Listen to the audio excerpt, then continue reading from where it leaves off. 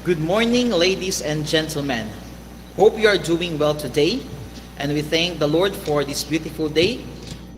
Despite of the heavy rain that we encountered in the past few days, we are thankful for this day.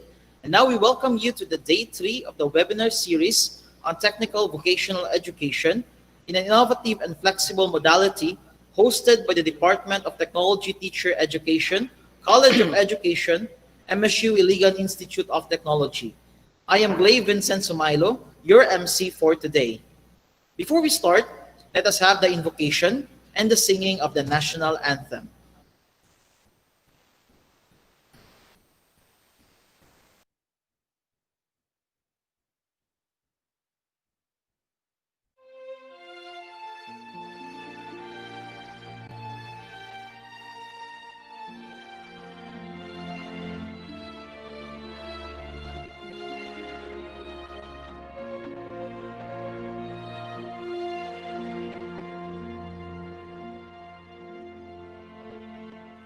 Nawa'y maging gabay, saan man magtungo, tuwing nalulumbay, ginhawa ng puso. Itong aming dasal kapag naliligaw,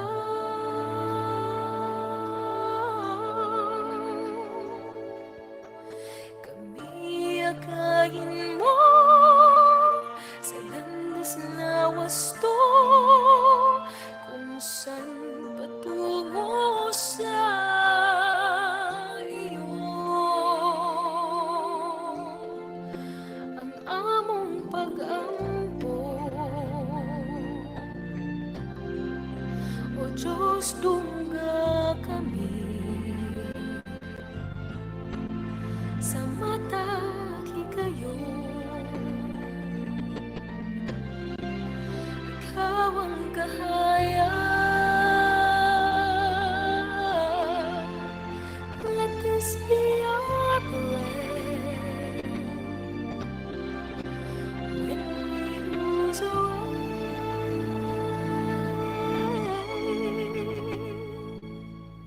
Samtang naapami, kami akayin mo. Give us faith so we'll be saved.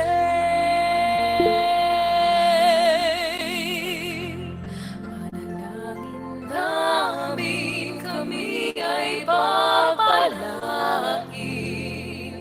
na kahit sa dilim nawa'y makita liwanag ng pag-ibig mo. Dakila at di na mawalay sa iyong gabay.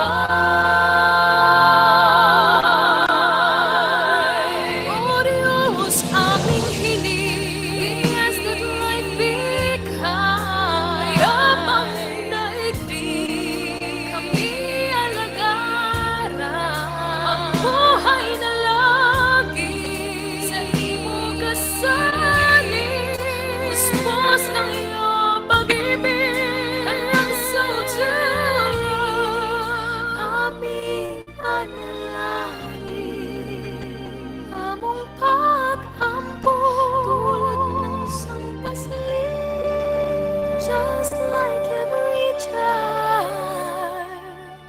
Samtang naapami, kami akayin mo. Give us faith so we'll be saved. Ang nasa mundo, kami akayin mo.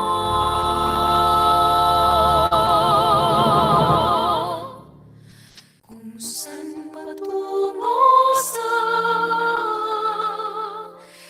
iyo.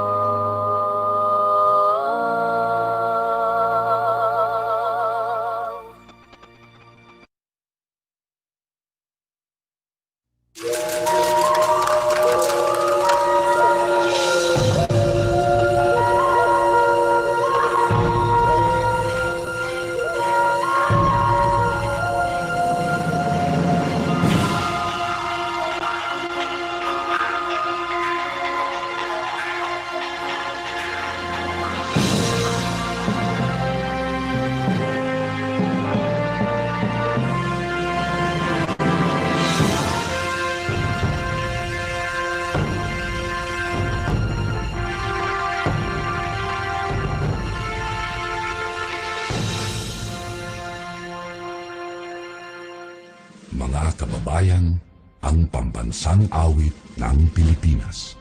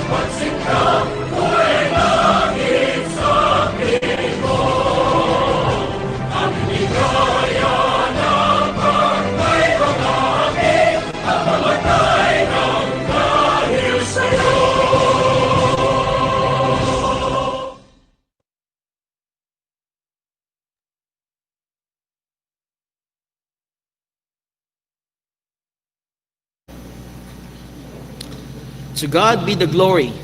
We are thankful for this opportunity that is given to us, that despite the pandemic, we are able to conduct a webinar that could help us in our professional growth as an educator and a student as well. I know that you are excited to listen and learn from our speaker this morning, but allow me first to give the sequence of the program.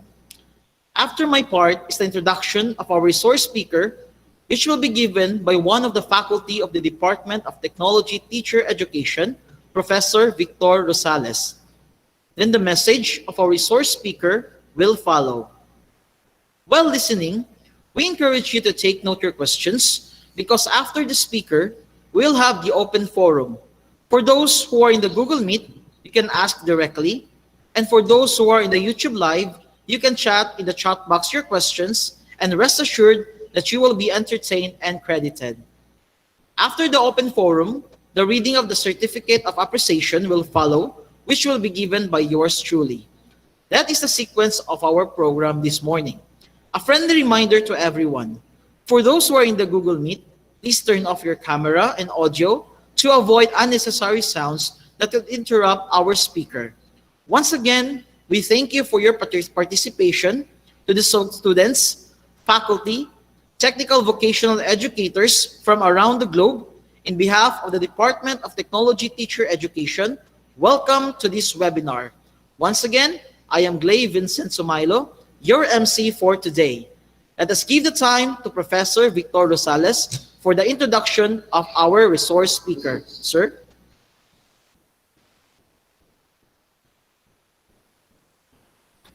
Thank you, Sir Glay. Our speaker for this webinar is a public servant at the Technical Education and Skills Development Authority, or TESDA. He has been with the government service for almost 22 years now. He started from the ranks as Clerk 3 in December 1998 and has earned subsequent promotions until he was appointed to a third-level management position. And he was appointed also as a full-fledged Director 3 in October 2014, wherein he actively advocates skills, excellence, growth, and development in his various areas of assignment.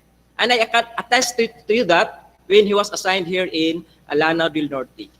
Presently, he is serving the Provincial Director of Bukidnon after having previously served in Lanao del Norte, Region 10, Cotabato Province and Cotabato City, Region 12, Antique Region, Region 6, and Davao Oriental, Region 11 as Provincial Director. He is currently Government Scholar at the Development Academy of the Philippines for Public Management Development Program, Senior Executive Class.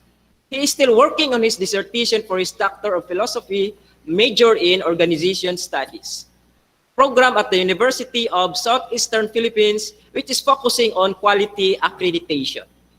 He obtained his Master of Human Resource Management degree from the University of Newcastle, New South Wales, Australia, as a recipient of Australia Awards through the Philippine-Australia Human Resource and Organization Development Project. As a scholar of both the Philippine and Australian governments, He has also earned units in Master of Management from the University of the Philippines, Open University, and also from Sultan Kudarat State University.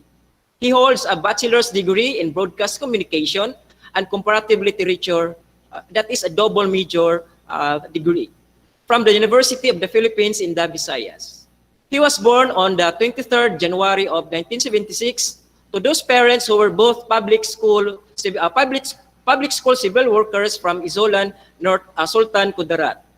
He attended the public school system from his primary to postgraduate education. A fact he is most proud of to be a scholar ng bayan. Let's welcome our speaker or resource speaker for this morning, Provincial Director Cid H. Castillo. A virtual applause for him. Th- Thank you very much. Very kind introduction. Good morning, everyone. Thank you very much to the MSU system MSU-IIT for inviting me to be part of this webinar series as we continue to provide programs and services to everyone, especially in the time of the pandemic. Now, it is very timely that I was given the topic on how do we respond to the effects of the pandemic. No? So we all know that the current situation has brought everyone, everything, the whole world over has brought the world to a standstill. Governments all over the world were affected. Economies almost fell. Everyone was affected. Lives were taken. Everyone again was affected. This was because of the invisible enemy that attacked the whole world. And one of the gravely affected sectors is the education sector, be it basic, technical, or higher education. Because classes were suspended, training programs were stopped, teachers weren't able to come to school, parents were afraid to bring their kids to school, and even us in the education sector, we are afraid that we will be affected by the COVID-19. Now, before I go on further, I just want to share this with you. You should trust any man in his own art, provided he is skilled. According to Edward Koch. So, provided he is skilled in it, and we are all skilled in this matter. Okay, now, as I was saying earlier, the coronavirus disease of 2019 has gravely affected all of us. And because it is a pandemic, so everybody scrambles, everybody wants to do something, but again, we are constrained. No, we are constrained because of the current situation. But before we will look at the specific response of TESDA, because we're saying the role of TESDA on skills transfer among technology students in the time of the pandemic. Before we will go to the specific responses of TESDA, let us first set the tone that when we talk of technical education and skills development programs, not specifically those that are being implemented by TESDA alone, but also by our partners. Oh, by the way, shout out to all my friends and partners in Lanao del Norte who are listening or who are watching today. Thank you for the wonderful partnership that we've had when I was assigned in Lanao del Norte as your provincial director. Now going back to the framework of technical education and skills development, we are anchoring it on the 2030 Agenda for Sustainable Development. And when we talk of the SDGs or the Sustainable Development Goals, we are actually cross-cutting in different in several goals, one of which is the number one, end poverty in all its forms everywhere. When we talk of poverty, it's not only money poverty, it's also food poverty, it's also about skills poverty. Anything that hinders a person in achieving his growth and development is facing this kind of poverty. So we are using skills to end poverty in all its forms everywhere. We hope that we will respond to ending hunger, achieving food security, and improving nutrition and promote sustainable agriculture. That's why the technical education and skills development sector, or the TESD, and the technical vocational education and training specifically go to the programs on agriculture. It's not only being done by the Department of Agriculture. We also say we ensure inclusive and equitable quality education and promote lifelong learning opportunities for all. So it's not only basic education, it's not only higher education, but also focusing on skills development, where most of us are also putting our efforts and investments in. And another goal that we are responding is promoting sustained, inclusive, and sustainable economic growth, full and productive employment, and decent work for all. So, decent work and economic growth through skills. So, what is the relation of the higher education to this? Because if we're saying decent work, because we are producing the future professionals of the world. So what is the role of TESDA here? We are helping produce the future skilled workers of the world. And we hope that we are giving them the right opportunities for decent work and economic growth. Also, part of our framework is anchoring everything in Ambition Natin 2040. This is the life of all Filipinos by 2040. Matatag, maginhawa, at panatag na pamumuhay. Matatag, maginhawa, and panatag na buhay. A long-term vision for the Philippines. These are the aspirations of every Filipino. These are my aspirations. These are your aspirations. These are all our aspirations. And we are hoping that by 2040, we will all reach these aspirations of matatag, maginhawa, at panatag na buhay. Now, we all know that TESDA is a government agency. Before, TESDA was known as the National Manpower and Youth Council. In 1994, through Republic Act 7796, the three government agencies of the National Manpower and Youth Council, the Board of Apprenticeship of the Department of Labor and Employment, and the Bureau of Technical Education of the Department of Education merged into one, creating one agency now known as the Technical Education and Skills Development Authority. And we are celebrating our 26th year. And it's very apt because at this time, we say we bring hope in times of crisis. Now, TESDA is the manager of the technical vocational education and training sector. These are the blue collar workers. Not everyone, my dear friends, not everyone is designed to become a lawyer. Not everyone can become a doctor or a nurse or a professor or an architect or an engineer. No? Someone else is designed to become a welder, an automotive technician, a healthcare provider, a massage therapist. So these are all part of the the persons or the sectors being served by TESDA. We are serving everyone, not only those second coursers or those taking bachelor's degree programs or our professionals. We are looking at serving everybody, including those marginalized sectors. Okay. So TESDA is the government agency tasked to manage and supervise technical education and skills development in the Philippines. And in here, we can see directly that there is a link. There is a link with your technical skills and the policies of the Technical Education and Skills Development Authority. Okay. Now, We always say we are the transformational leader in the technical education and skills development of the Filipino workforce. That is our vision, and we set the directions.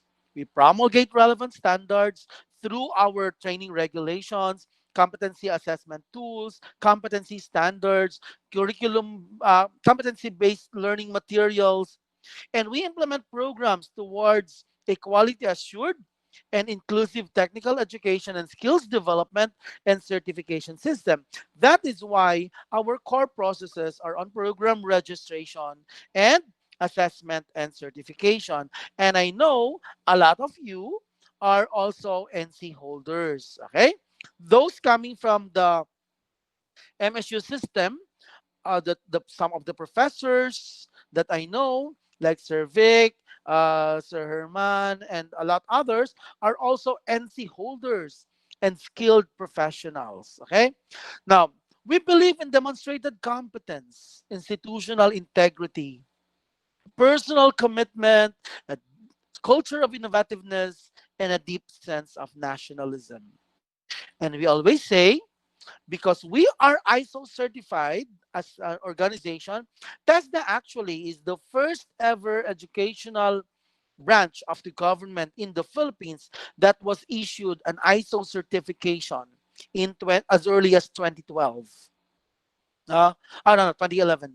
So that's quite a long time already. And we have gone through a lot of cycles, certifications, and surveillance audits. So we always say that we measure our worth by the satisfaction of the customers we serve through strategic decision, effectiveness, responsiveness, value adding, integrity, citizen focus, and efficiency. When we say we measure our worth by the satisfaction of the customers we serve, that includes you. Are you happy with our service? Are you satisfied with our service in the that is the primary role of the government to ensure that you, our customers, are satisfied with the services that we offer. When our Secretary Isidro S. La Peña joined us in October of 2018, the National Board, together with the National Directorate under his leadership, created a new slogan. It says, TESDA Abot Lahat. TESDA Abot Lahat proclaims the spirit and intent of our policy direction, not only in 2019, but up to now until 2022, because this is all on the National Technical Education and Skills Development Plan. In here, we say we are determined to expand and strengthen our mandate as the manager of the TVET sector through our various programs and services. And we can do that by reaching out and serving the underserved and the unreached sectors of our society. So we're not only focusing, no? We're not only focusing on those in school, but also we are sharing our resources. We are reaching those in the rural areas, especially those in the hinterlands, because they are still part of our programs and services. We always say we win the hearts and minds of the people through the technical vocational education and training. Now, part of our program and part of the responses of the government, not only in the time of the pandemic, but at all times, is the crafting of the sectoral plan or the National Technical Education and Skills Development Plan 2018 to 2022 with the overarching theme of vibrant quality TVET for decent work and sustainable inclusive growth. Now, if we will go back to the SDGs, that's SDG number 4 and SDG number 8 of the 2030 Sustainable Development Goals. Now, in this National Technical Education and Skills Development Plan, we are looking at two strategic thrusts. The first thrust here is TVET for global competitiveness and workforce readiness. And at the other end of the spectrum is the TVET for social equity. When we say TVET for global competitiveness and workforce readiness, this is where you, our technology institutions, the technical vocational institutions, the state universities and colleges, the local colleges and state-run institutions, and our takers of institution-based programs would fall. This is where our K to 12 programs, especially the Tech Voc track of the senior high school, would fall. TVET for global competitiveness and workforce readiness. When we say TVET for global competitiveness and workforce readiness, it doesn't mean that we will go out of the Philippines only to prove that we are globally competent and we are globally competitive. We can compete within our shores in Iligan, in Lanao, in Tubod, in Bukidnon, in Cagayan de Oro, in Davao. We don't need to go to the US to prove to them that we can compete with the best of the Americans. But we can do that in our own shores by proving that we are capable to deliver the programs or the services expected of us. Okay? Now, it is geared towards upscaling the TVET and upgrading the competencies of TVET graduates and trainees to enhance their job readiness and productivity. When we say upscaling and upgrading, we are looking at the competencies of the person. Some of us are holders of national certificates, either one or two or three or four.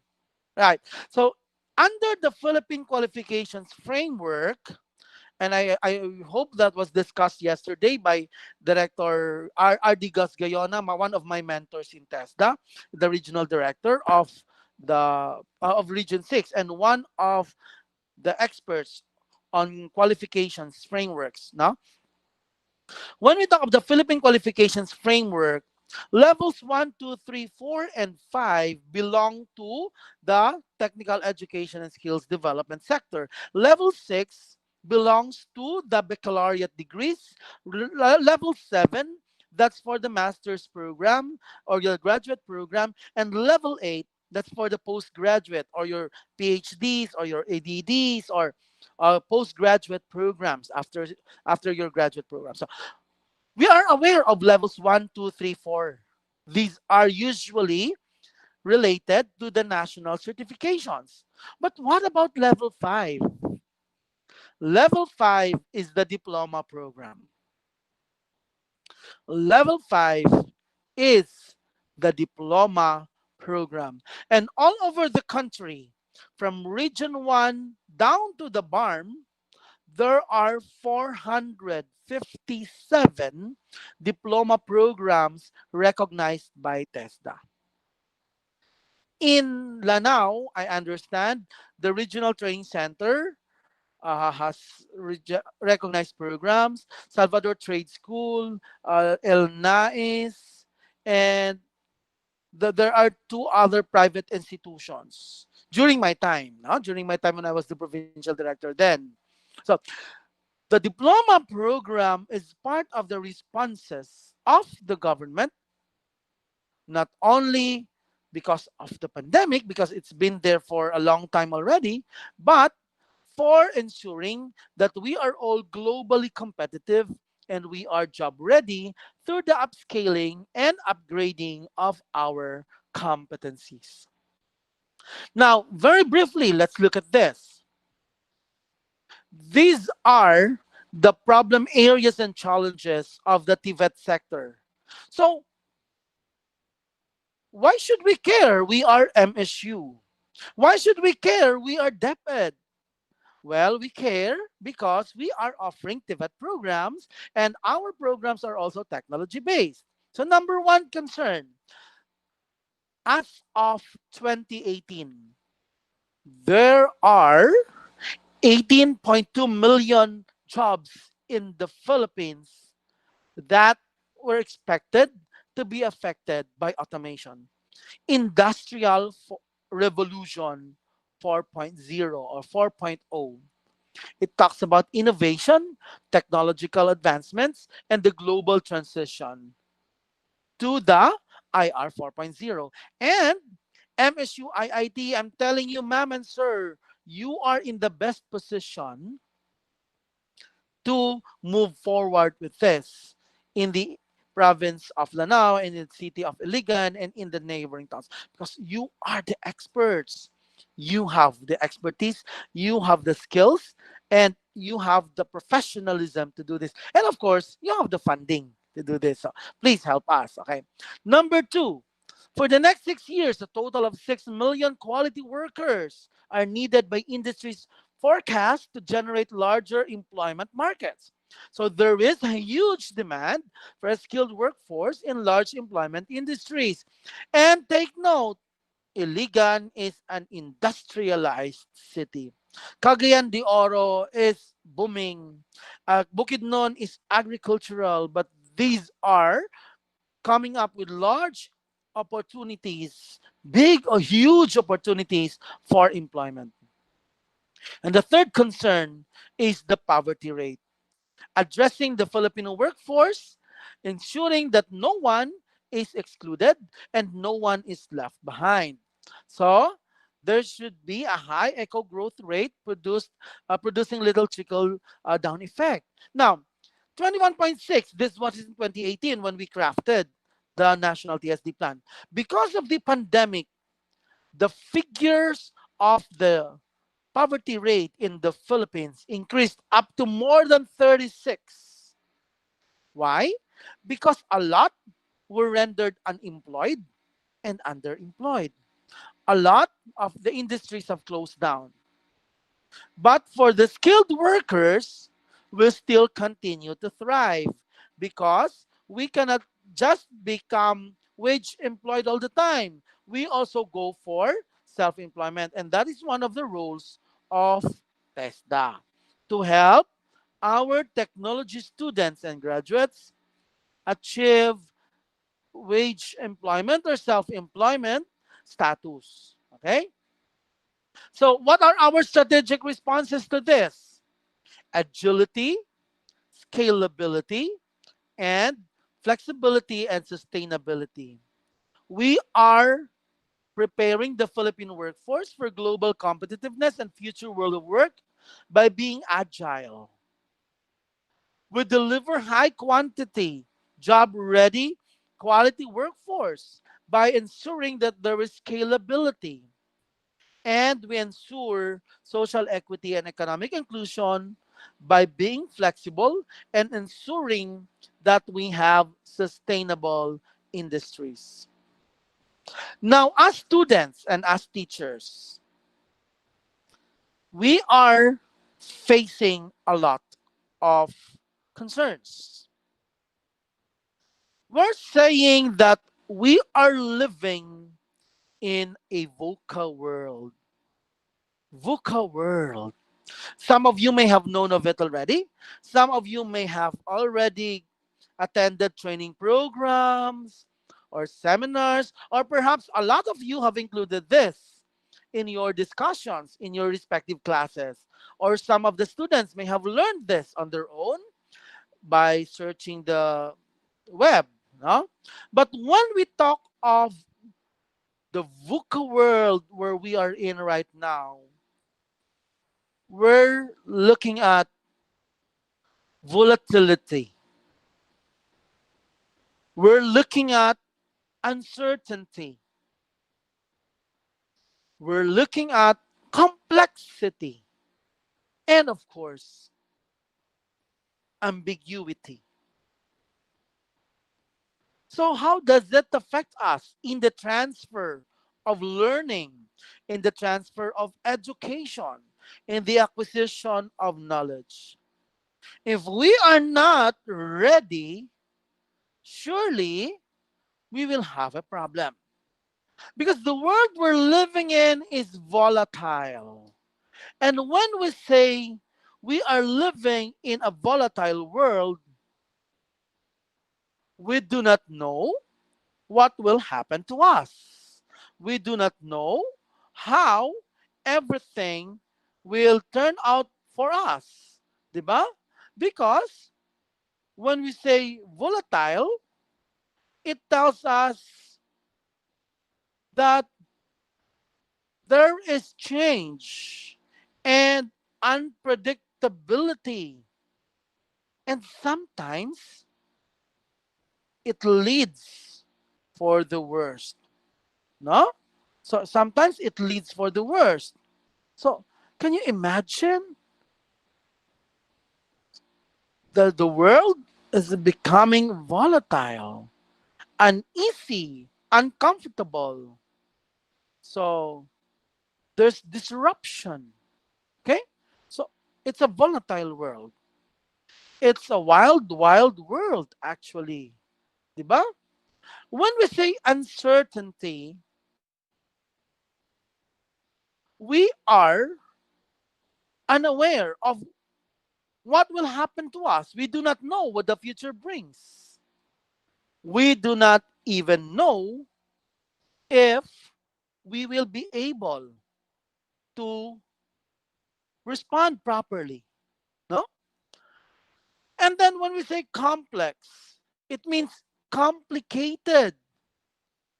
When we say complex, it's a mix of everything that we do not know already because the basics are gone. It's only the complex that remains. Diba?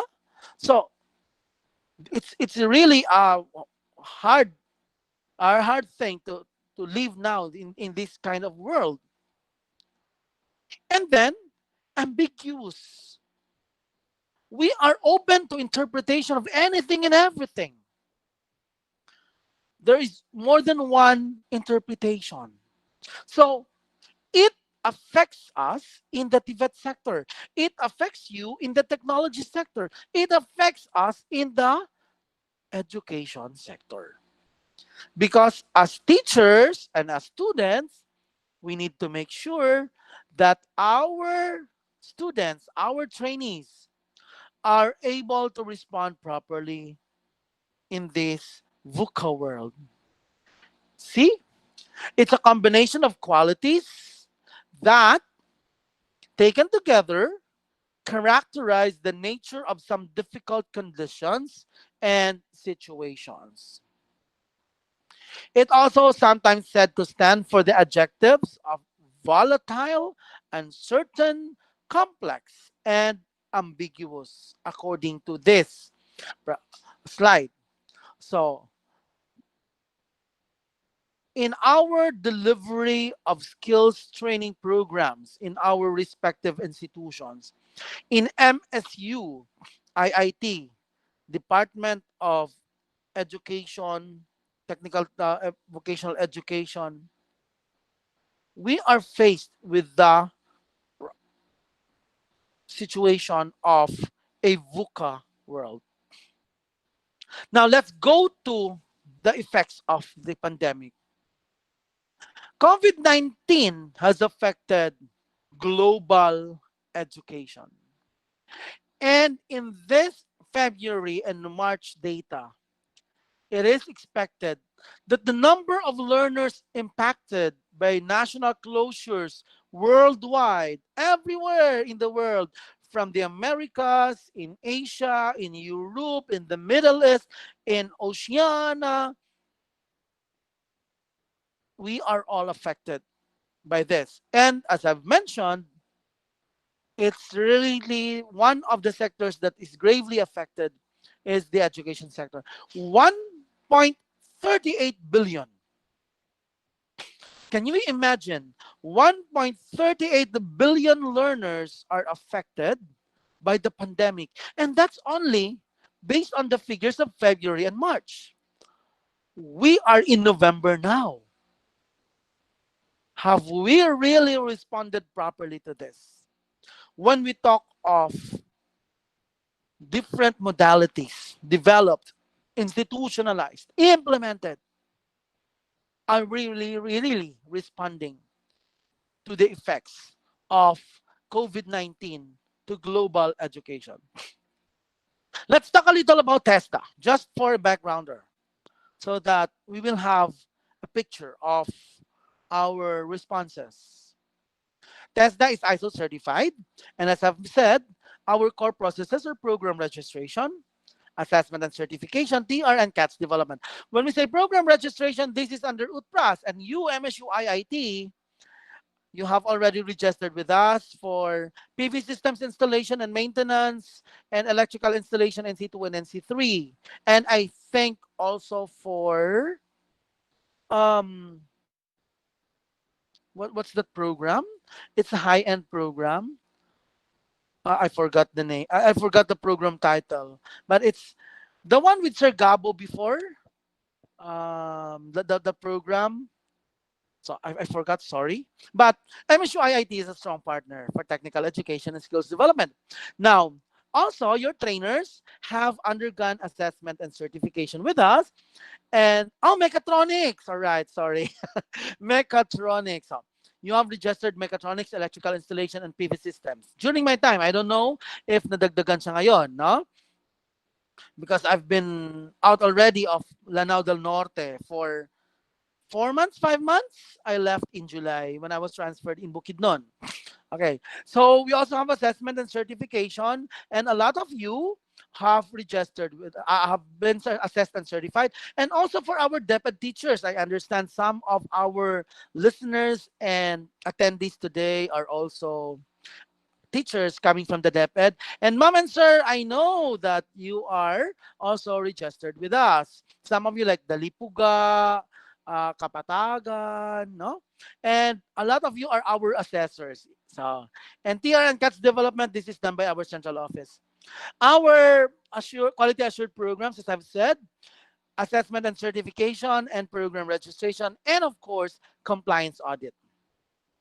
Now, these are our programs, and we respond not only to the pandemic, but also to everyone, every time that there is a need for us to do this. School-based programs, center-based programs, enterprise-based programs, community-based programs, online programs, and of course, the very famous program of TESDA, where everyone is interested, our scholarship. Okay. For our scholarship program, we have private education student financial assistance. No, sir, no, ma'am, for MSU, you cannot avail of the PESFA because this is only for private institutions. And this is covered under the GATSP law. Okay. But you are able to help us promote our programs through the Universal Access to Quality Tertiary Education Act, or the UAQT, and the Training for Work Scholarship Program. The STEP is community-based programs that we do in partnership with our congresspersons. We bring the programs closer to the people because we say we serve the underserved and we reach the unreached sectors of our society, including the marginalized sectors, victims of calamity, victims of war, former drug addicts, former rebels, former combatants, victims of calamity, women in depressed situations, and of course, my very favorite, the victims of love, are all part of our sectors being served. And also, we have the Rice Competitiveness Enhancement Fund. This is a 700 million peso program implemented by the TESDA, funded by the Department of Agriculture to increase productivity in farming of rice. Okay? Now, part of our responses is the reconfiguration of our benefits for our scholars. We do not only provide training cost and assessment fee, but for all our scholarship programs, including those of you who are scholars, who want to become scholars of TESDA, we also provide insurance of 100 pesos and 80 cents that we pay directly to the GSIS. And all our scholarship programs now have training support fund. That is part of the responses of TESDA through our issuances, no, of TVET arrangements under the new normal. So we have that TVET arrangements under the new normal, and that includes now the provision of training support fund for all scholarship programs of 160 pesos per day plus 500 pesos for the PPE. For you to buy your alcohol, for you to buy your face masks, and for you to buy your face shields for the duration of your program. Plus, because we are implementing flexible learning, we give 500 pesos for the internet fee. As applicable though, depende, like in the case of STEP, we have toolkits, miscellaneous for the UAQT, we have miscellaneous expenses, uniform, book allowance, or learning materials. And of course, we also have entrepreneurship training programs. For assessment and certification, we still do the regular assessment for scholars. We also provide assessment to the K to 12 graduates of the Department of Education, and of course, our industry workers. And we have free assessment of competency assessment and certification for workers. Now, sir, in the time of the pandemic, are we still able to do this? Of course, because we also came up with our policy on this. It tells us that only one half of their capacity may be accommodated. So if MSU-IIT, let's say, is an accredited assessment center, what we do is we inspect, and we only recommend one half of your capacity. If your capacity is 10, then only 5 will be allowed to take the assessment. If your capacity is 50, then you are allowed to conduct assessment for 25. But of course, only maximum of 10 per assessor. So we have policies on that. We also have community-based programs in partnership with the local government units and GAs and GOs and our special clients. Now, here we are now. During the pandemic, my dear friends, actually, the program of the TESDA online program has been existing, no? Has been existing for quite a while already. But we reached our peak during the time of the pandemic. So the TESDA online program is an open educational resource that aims to make technical education more accessible to Filipinos through the use of information and communication technologies. So if you intend to use it or to hook on the TESDA online program as part of your training, that can be done at the comforts of your home, that can be done anywhere, and it can be done also in the institutions. If you will hook to the TESDA online program and there will be a trainer or a teacher, or you just want to see no the contents of the program. There are currently 67 programs in the TESDA online program. It provides an effective and efficient way to deliver technical education and services to the broader audience, wide range of users, all learners at a lesser cost. Now, what do you need when you go for the TESDA online program? Of course, number one, my dear friends, my dear mom and sir, our students, our teachers, our listeners, what you need is number one, you should have internet connection. Then number two, you should have the equipment. You can use your smartphones, you can use your mobile, your laptops, your desktops, your tablets. So you can use all of this, or you can hook on your smart TV, for you to get.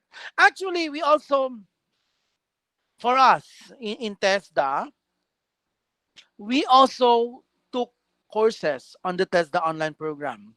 Number one that we took is I took preventive measures, COVID-19 preventive measures.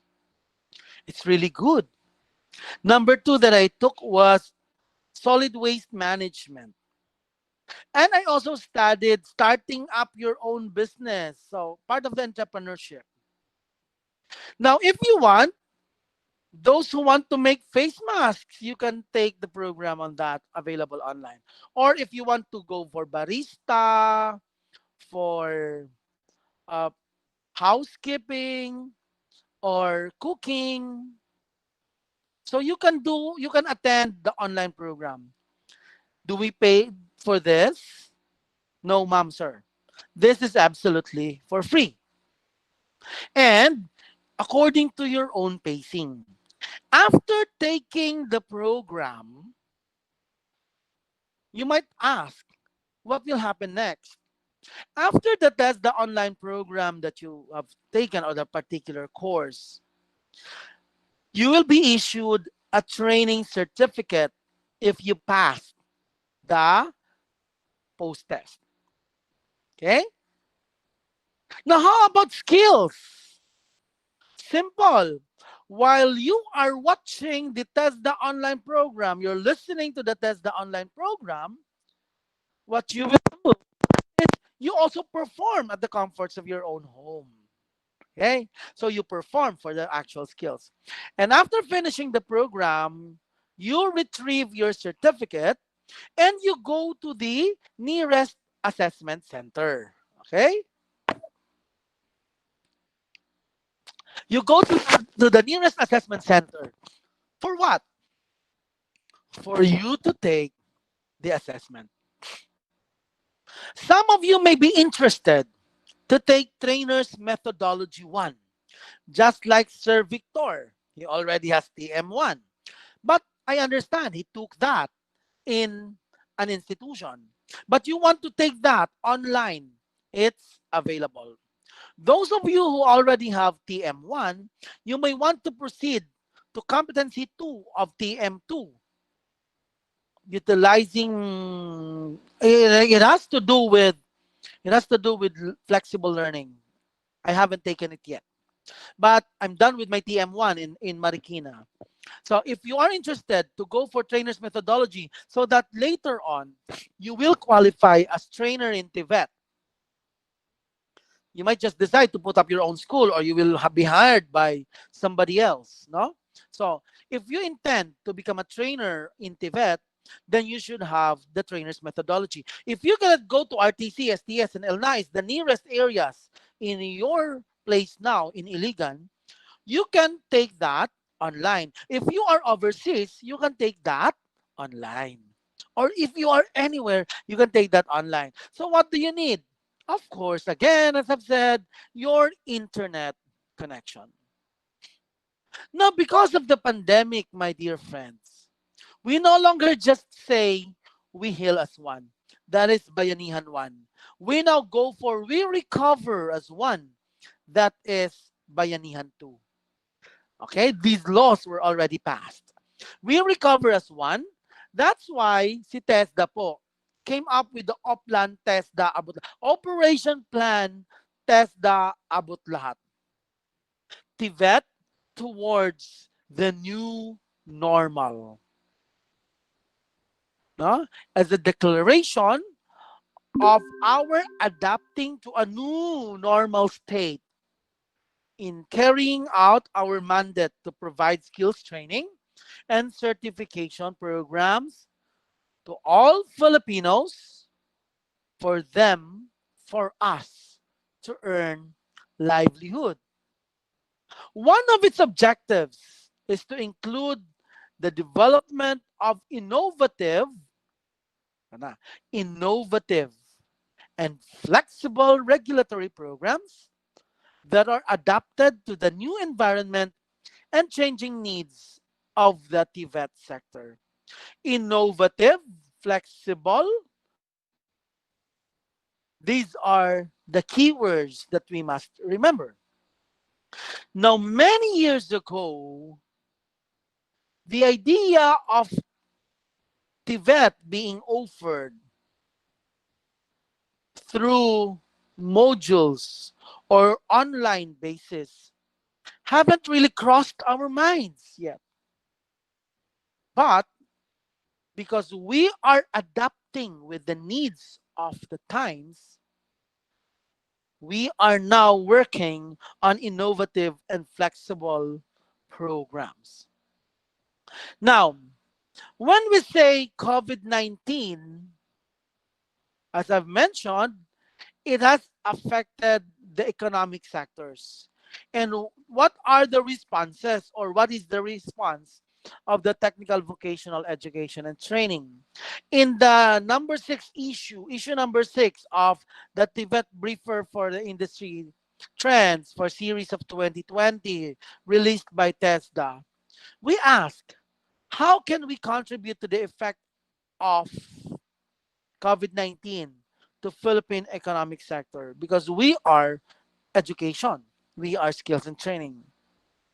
So here, when we say education and labor, just don't mind the third column of Balik Probinsya. It says here, we recover as one, expand and institutionalize flexible learning options, pursue adult learning through online and or blended learning, prioritize investments in online platforms, and retool the labor force. When we talk of our responses on skills transfer among technology students in the time of this pandemic, we are looking at the institutionalization of flexible learning options. So, how do we respond to it? Flexible learning arrangements are pursued through the TESDA online program and other flexible modes of learning, processes, and systems. So, TESDA online program. Ito siya. Okay. TESDA online program. It's available. You just go to e-tesda.gov.ph, e-tesda at .gov.ph, or you can also check at our website www.tesda.gov.ph, www.tesda.gov.ph, so that you can enroll. Then you create your account. Education and labor, again, we also say additional courses will be developed and made available in the TOP. Build up technology-based systems, tools, and processes to ensure continued delivery of training programs, provide scholarship programs for the upskilling and reskilling of individuals. Our Secretary, Isidro S. La Peña, the Director General of TESDA, said that especially in these times of the pandemic, we should ensure that those who have less in life would have more in opportunities to increase their chances of securing their own livelihood of employment, because this is our noble task. And that includes ensuring that our technology students are able to adapt and able to adopt and able to acquire and able to get the skills that they need, that we are providing. Okay? So TESDA continues to traverse the new normal state by ensuring that our training programs are there, that we are available everywhere, anywhere, anytime. Parang isang store lang. We are open 24 hours, 7 days a week in terms of providing opportunities. But physically, of course, our offices are closed on Saturdays and Sundays and after office hours. But because we have online programs, we are available for you. Now, we also have this programs for the OFWs, the returning, the ROFs, no? Returning OFW, they'll just have to sign up for free skills training program because they are our priority for retooling, because we need to send them back to where they want to go, because they always wanted to go back to overseas. So then we will have to retool them first. And we also have the TESDA online registration for our scholarship programs. Okay? TESDA has already received the approval from the Interagency Task Force for Emerging Infectious Diseases to resume our training programs. And I hope and I understand MSU-IIT, for your technical programs, you also get the nod from our TESDA to conduct training programs again. Okay? Um, we also say that Filipinos can expect more from TESDA amid this pandemic. That's according to our secretary. Because we are intensifying skills and we are now allowed, these are just articles available online. We are allowed to conduct face to face training because we are following guidelines set by the IATF and we have already set our guidelines for the TVET providers. That includes your institution. So, what are the legal basis for flexible learning?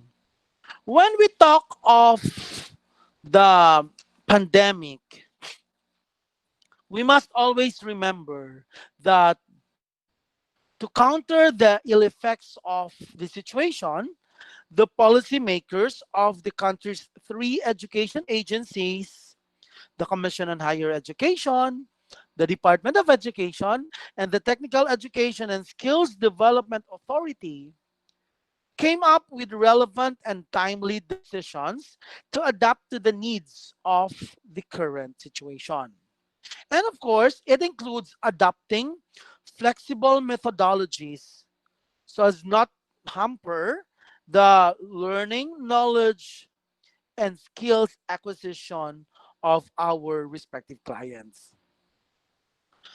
Recognizing, of course, their roles as leaders, DepEd for the basic education, Commission on Higher Education for higher ed, and TESDA for the technical education and skills development sector, these three agencies came up with their respective systems that will ensure the continuous delivery of educational services. No? Especially in the time when the country and the world are subjected to the harsh realities brought about by the pandemic. So, okay, for our legal basis, it is embodied in the 1987 Constitution under Article 14, Section 1, that the state shall protect and promote the rights of all citizens to quality education at all levels and shall take appropriate steps to make education accessible to all. Congruent to this, of course, TESDA came up with its policy. But we must remember that the TESDA law was developed in August of 1994. And it's very apt in 2014, Republic Act 10650 was promulgated, was signed into law, no? And our policies were developed to fully maximize the use of technology in the delivery of training programs of our network of public and private technical vocational institutions.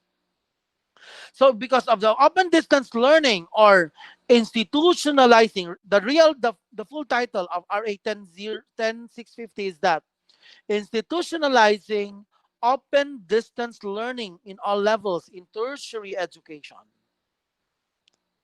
And TESDA anchored its policies on it. For it provided the legal policy, no, the legal basis for the implementation of distance learning. It emphasizes in Section 14 its declaration of TESDA's role in formulating, Section 14 says, formulating, promulgating, disseminating, and implementing the necessary policies, standards, guidelines, rules, and regulations for the effective implementation of online learning. Okay, so this is supportive of TESDA as it performs its mandate to strengthen the quality of technical education and skills development programs with the end view of achieving global competitiveness. Likewise, it is important to note that in Section 16, no, of Republic Act 11230, or the Tulong Trabaho Act,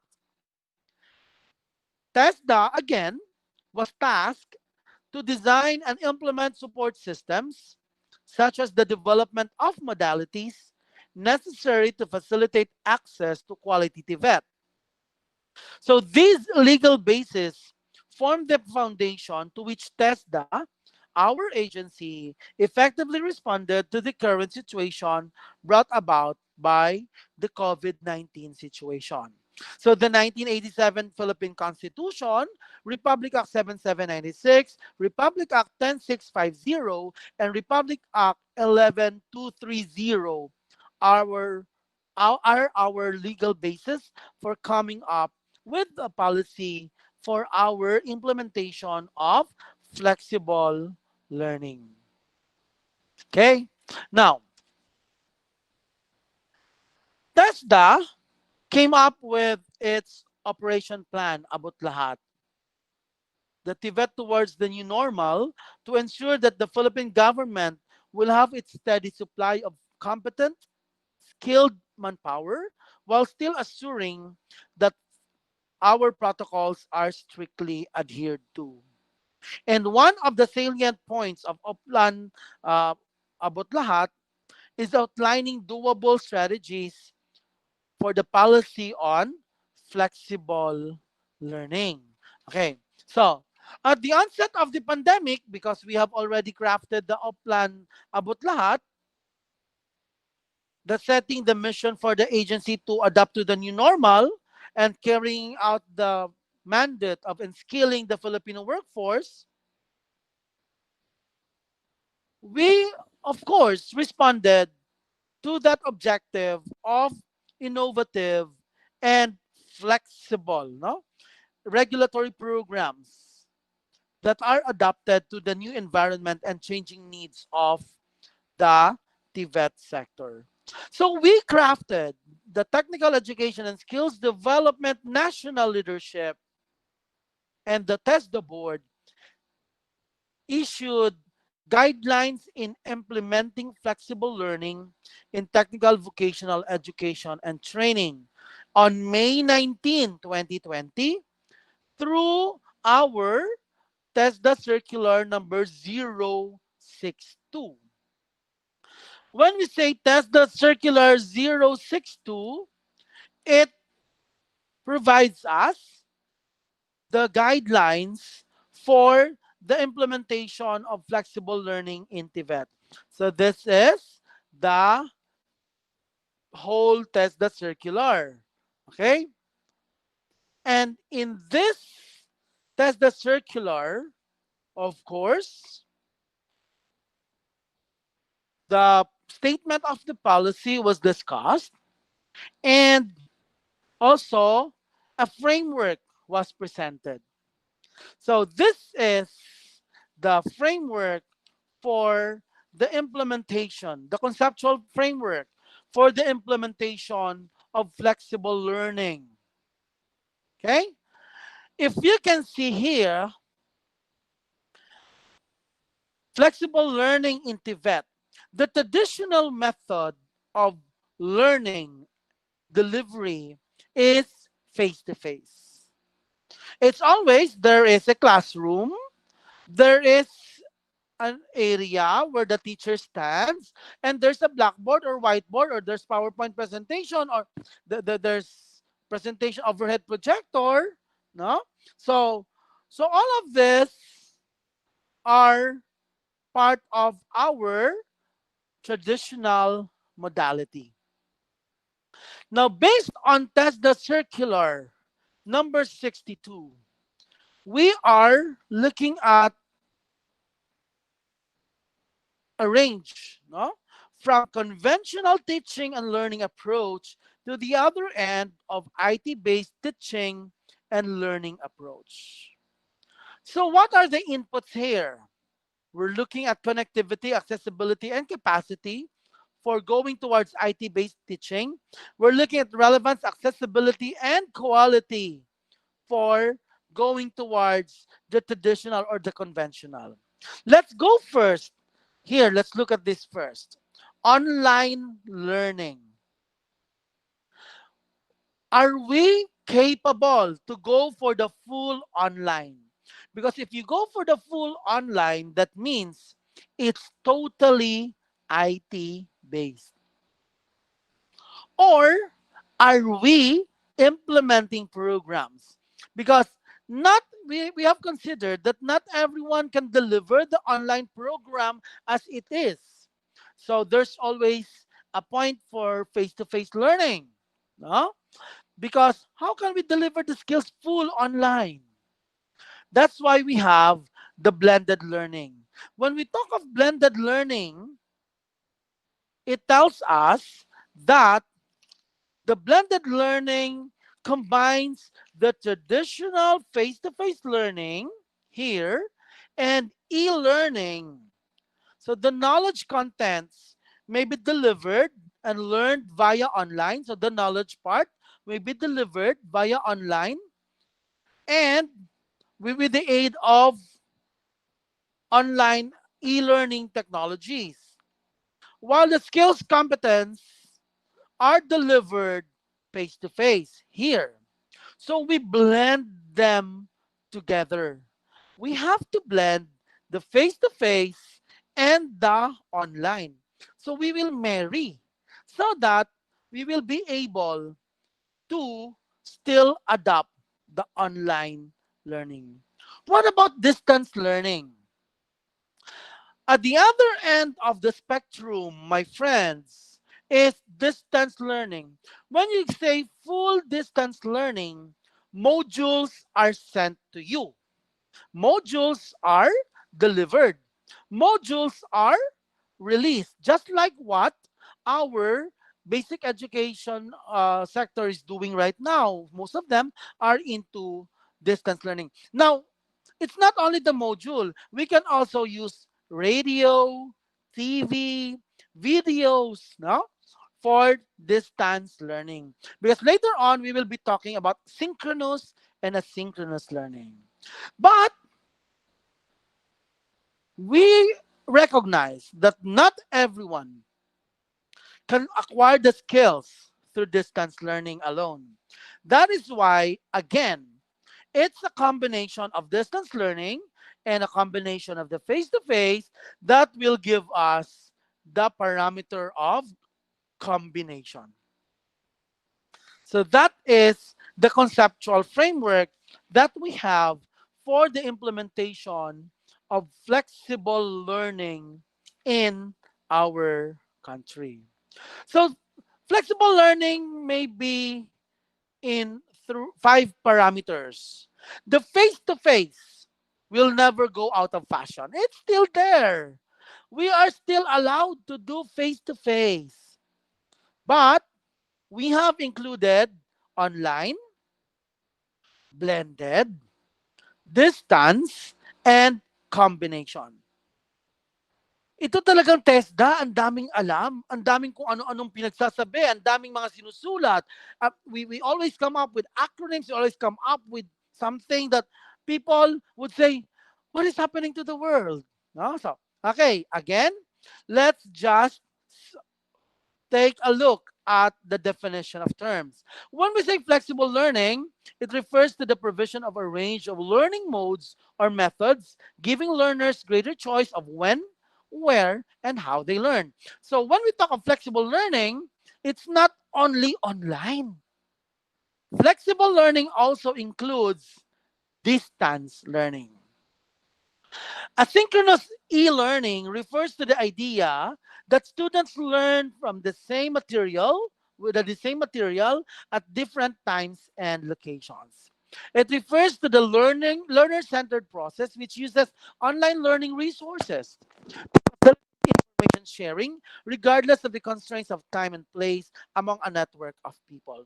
So when we talk of asynchronous e-learning, we are sent copies of the videos. In my online class, because I'm also taking uh, the Public Management Development Program for Senior Executives class of the Development Academy of the Philippines, there are 28 of us all over the country taking the 10th the 1 year program of the DAP, and this is the first time that they are delivering it online.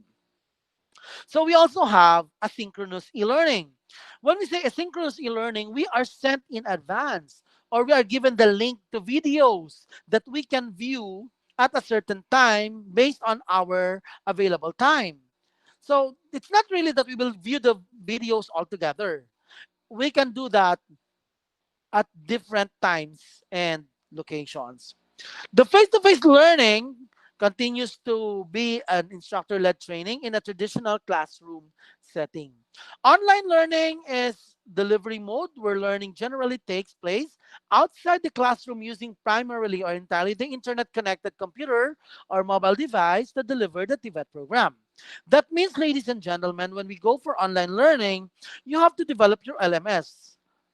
All right. You have to use either Google, you can go Moodle, Blackboard, Google Meet, Hangouts, Zoom, or whatever modality that you will be using to deliver the online learning program. Blended learning refers to a learning or training event or activity where e-learning in its various forms is combined with more traditional forms of training such as classroom. That's what I was explaining earlier in this framework. So that's blended learning, okay? Also, it's a combination of multiple approaches to learning. Learning in a classroom situation may be blended with learning from internet resources. Numerous combinations are possible. So these are all being put forward by our experts. Distance learning refers to distance education, which is a mode of learning in which students and teachers are physically separated from each other. No contact, physically separated. Like, sir is in the classroom in MSU, sa faculty room, mga estudyante niya nasa bahay, and there is no physical interaction. It is a student-centered, guided, independent study making use of well-studied teaching and learning pedagogies to deliver well-designed learning materials through various media.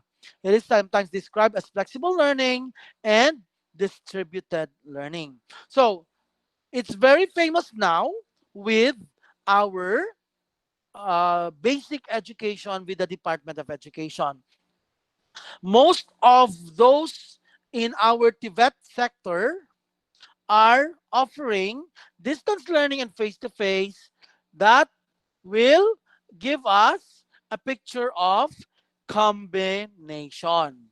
Okay, so when we talk of our TESDA circular number 62, I just want to share with you our parameters in flexible learning. Okay, I will read from the TESDA circular, straight from the TESDA circular. It says here, a TVI may adopt the combination of distance learning and face-to-face learning in delivering TVET programs and require the use of large and or complicated learning equipment. This is an option for TVIs and learners with limited access to information and communication technology, including internet connectivity. Now, considering that when we talk of our training programs in TESDA, no, our TVET programs, we also make use of our um, large equipment, excuse me, our large equipment for our skills component.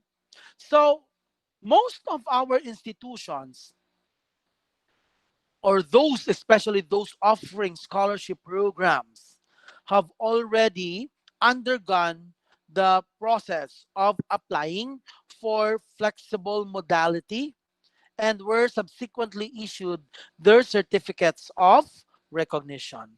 Online learning delivery mode may be adopted by the TVIs when the following requirements are made available. So if you will go for full online, there's no problem with that. MSU-IIT, among others, you may go for full online. for your TVET program. But we'll have to consider this. Curricular requirements, particularly the competency-based curriculum that reflects online learning as modality in delivering the TVET program. Digital learning contents or articles in the web, ebooks, eCBLM, interactive learning resources, video on demand, audio on demand, and others. And any of the following online e-learning infrastructure, learning management systems such as Moodle, Shamilo, Blackboard, A-Tutor, and others. Web applications that provide access to the digital content and any shared resources anywhere, anytime, such as Google Classroom, Google Drive, YouTube.com, Vimeo, Facebook, vendor-based learning sites such as Lynda.com, Microsoft Learn, Lincoln Electric, etc. Allow communication between trainers and peers synchronously through Google Hangout, Zoom, Facebook Live, podcast, Facebook Messenger, and others, and asynchronous example, Facebook page, online forum, streaming video comment sections, and others, allows administration of assessment of learning outcomes and provides technical support system for the trainers. Now, just for us to be more aware, when we say, because I've been referring to blended, no, blended e-learning, it refers to a learning or training event or activity where e-learning in its various forms is combined with more traditional forms of training such as classroom training. And when we say digital content, because I've also referred to this quite a number of times, digital contents refer to information available in digital format. Exactly, because it's digital content. It could be in any form of text, audio, and video files, graphics, animations, and images. Typically, digital content refers to information available for streaming, downloading, or distribution on electronic media. Okay, now, parameter letter B of our flexible learning is the blended learning delivery mode. Earlier, I said blended learning, but these are the concerns that you'll have to take note when you go for blended learning. You may adopt the blended learning with the use of the classroom and workshop areas and online platforms with the aid of online digital or electronic technology in delivering the TVET program. Blended learning is adopted when the following requirements are made available. Curricular requirements such as the competency-based curriculum that reflect the use of online learning for the knowledge component and the face-to-face instruction for the skills activities. So online and face-to-face. But you'll have to update your competency-based curriculum. Competency-based workshop area with the required learning systems or equipment and tools where the face-to-face instruction is conducted for the skills component. So if you go for blended learning, they will have the time to go to school for the actual skills workshop. Digital contents are available, online learning infrastructure are available, and of course, allows communication between trainers and the peers. You may also digitize learning materials such as CBLM and other instructional learning materials with videos and interactive contents. Okay, so that's how you do your blended learning. Parameter number 3 or letter C. So first parameter is online. Second parameter is blended. The third parameter is the distance learning. So magkaiba pala, sir. Yes po, magkaiba po ang online sa distance learning based on the nomenclature of TESDA. So these are two different things, no? Iba si online, iba si combination. Oops, there you are. Nawala siya. Okay. Distance learning will tell us that it may be adopted by the TVI when the following requirements are made available. The competency-based curriculum is updated and revised, reflecting distance learning as modality in delivering the TVET program. Learning resources that can be accessed by the learners in any of or a combination of the following forms. Ito po yung pagkakaiba ni distance learning dun sa online. Ito po siya. Print learning resources would include print learning materials such as CBLM, training manual, instruction sheets, textbooks, study guides, workbooks, course syllabi, correspondence feedback, and other print formats.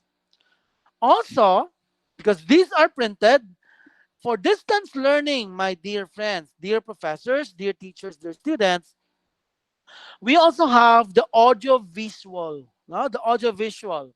This includes radio, audio cassettes, slides, films, videotapes, televisions, telephones, fax, audio conferencing, and video conferencing. So if you have a radio station, can you go for distance learning? Yes, of course you can. If you have a radio station, can you go for distance learning? Of course you can. And then you'll just go to block time, get a block time, and do that. I remember when we were in college, our inter-school broadcasting laboratory, there used to have a school on the air. So the school on the air is a distance learning modality. So there is still the means of communication between the trainer and the learners, means of assessment learning outcomes, because we need, my dear friends, we need to assess the learning outcomes. Remember, when we talk of TVET, we're looking still at achievement charts and progress charts. And we are still working based on the number of hours per qualification. We're still offering the basic, the common, and the core. These three areas per our training regulations should be present all the time. Okay, now, based on this framework, as I was explaining earlier, parameter 4 comes here. Parameter 1 is online. Parameter 2 is blended. Parameter 3 is distance. Parameter 4 now will give us the combination.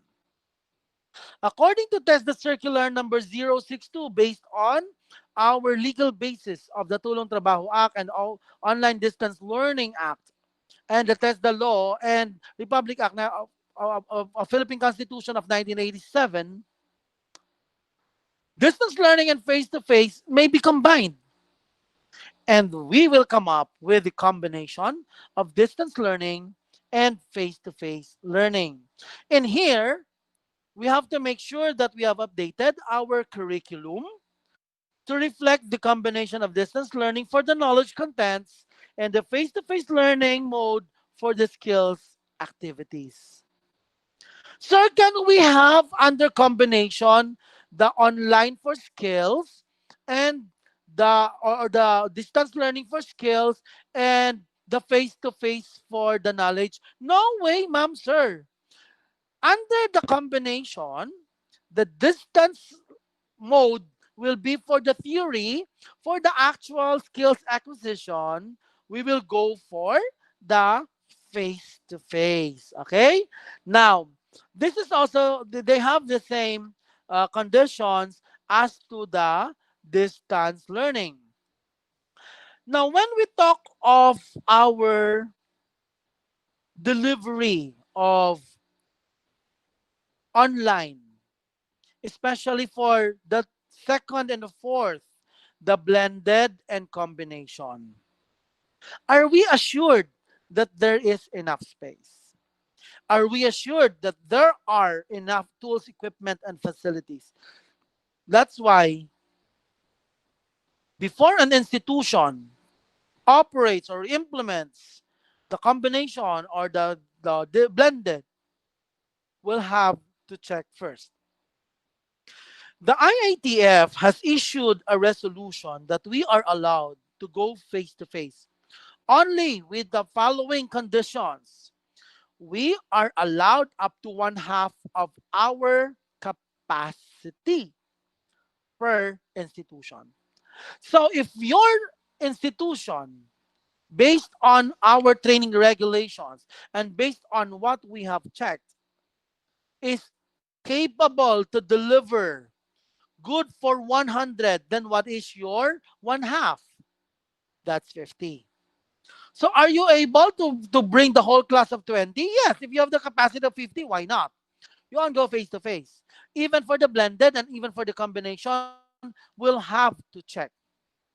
So also, before you can implement, you'll have to process your documents first. So part of our conditions is to make for the institutions to develop their own training plan and to give us the schedule and also to provide us with the requirements. Then we do the inspection. Alam ho ninyo, napaka-basic ng inspection namin. We check, do you have documents to prove? Do you have signages? Do you have anything to say? May social distancing ba? My COVID measures ba printed everywhere? My hand washing facility, my foot bath, my thermal gun, my available masks and disinfecting facilities. Malakas ba ang internet? So we check those. We also go to your training institutions and assessment centers, bringing with us our still tape because we measure the social distancing at least 1 meter apart, no? Front, sides, and back. In that manner, we help our institutions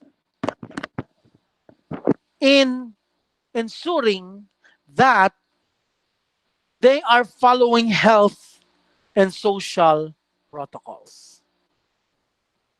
Now, sir, what about those taking the programs at the comforts of their own homes? Of course, it's absurd for us in TESDA to go there and check their own homes, right?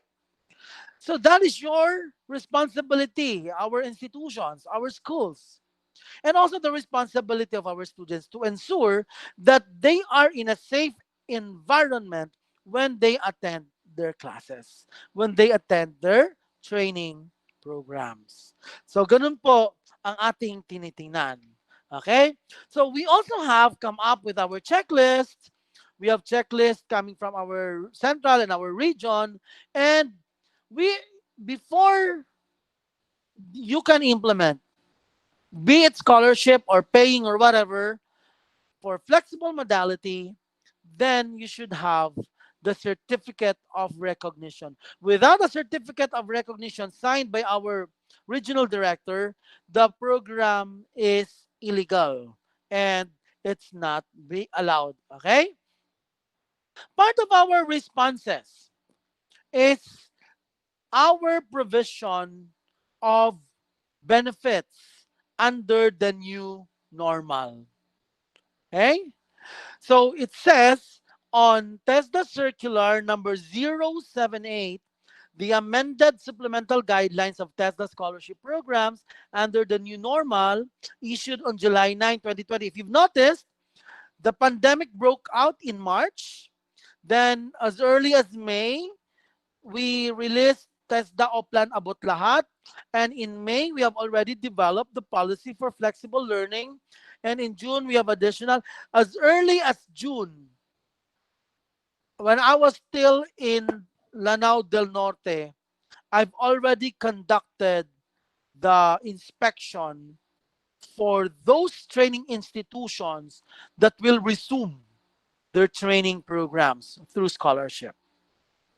So ito yon.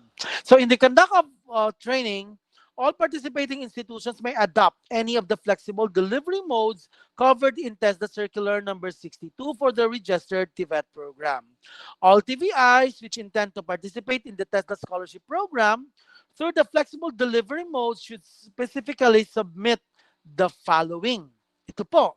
So MSU-IIT, I hope that you are participating in the scholarship program. So you have to submit to the provincial office the letter of intent to add or shift the delivery mode to either blended, distance, learning, online or combination, and face-to-face learning. So I would, again, most of our institutions are 95% or 98% of our institutions all over the country that are operating our scholarship programs are here operating under the combination of distance learning and face to face. Okay, you have to also to submit to us the updated competency based curriculum as well as the trainers and the training plan. Now this is good news to everyone. Part of our responses to make sure that our TVET students are able still to acquire skills knowledge, skills transfer, especially in the time of the pandemic, is the inclusion of additional scholarship benefits. Before, all our scholarship programs are only for training cost and assessment fee. That's across every all scholarship. Under the UAQT, they have the insurance, learning materials, TSF, miscellaneous uniform. Under the PESFA, well, that's for private.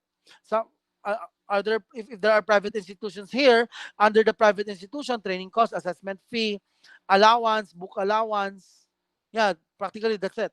And for the step that let's add more for entrepreneurship and toolkits.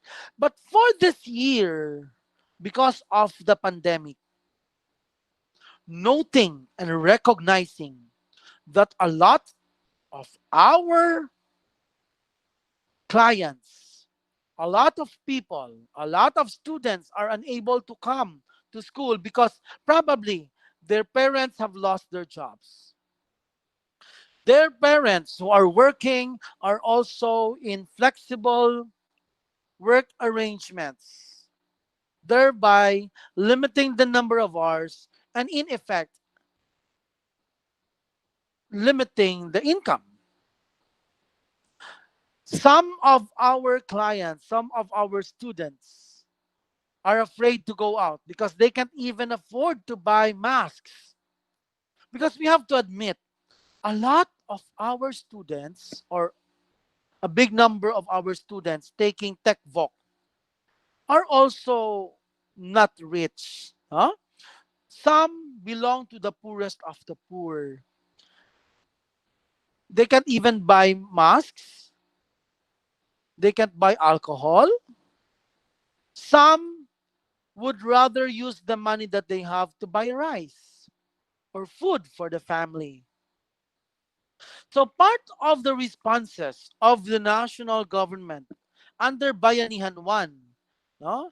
And until now under Bayanihan 2, is the provision of training support fund.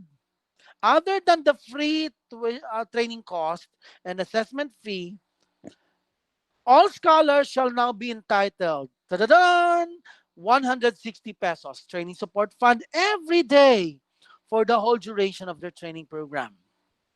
So 160. If your training program is 10 days, that's already 1,600. That's a big help for the students, right? So it helps them as they acquire training programs. Then allowance for health and personal protective equipment or PPE of 500 pesos each. That's additional.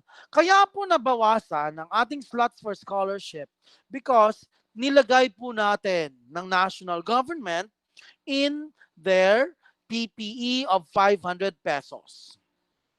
So magkano na yon? 160 per day, additional, 500 pesos for the PPE. One time, big time lang po ang 500, not every day. Then, because you are implementing flexible learning, either blended or combination, or you're doing distance, you're doing online, you are expected now to hook to the net. Also, student, sabi ni Secretary Isidro Isla Peña, sabi ng ating TESDA board, sabi ng ating mahal na Presidente Rodrigo Roa Duterte, you will each be given one time big time after the training induction program, additional 500 pesos for your internet load. Di ba ang sarap nun? I just hope that the internet load that they'll be getting of 500 pesos won't be used for Instagram, for Facebook, or for Twitter, or for Netflix, or for Spotify. No? They will use the money to hook to the class. Okay? So, internet connection.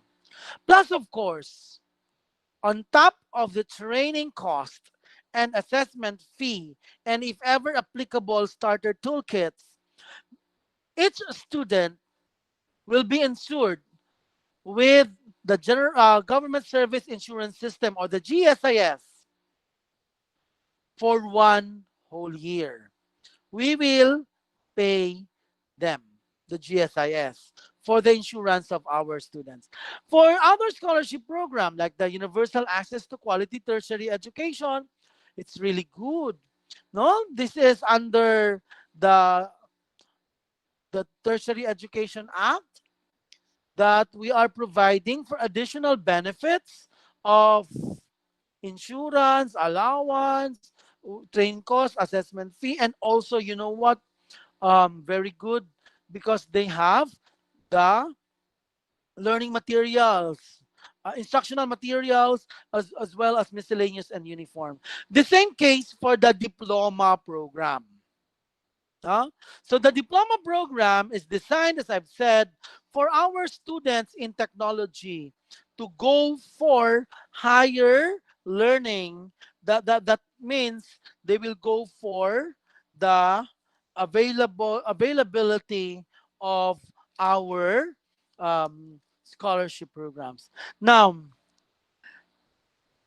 in I'll just go back a little on the flexible learning, because we have to make sure that there is full compliance to protocols, and of course we must determine the readiness of our technical vocational institutions. So as I've said, we do the inspections, and other than the certificates or the inspections that we do, we need our institutions to acquire, to secure an approval from the local chief executive or the representatives before they are allowed to before the TVIs are allowed to resume their training programs.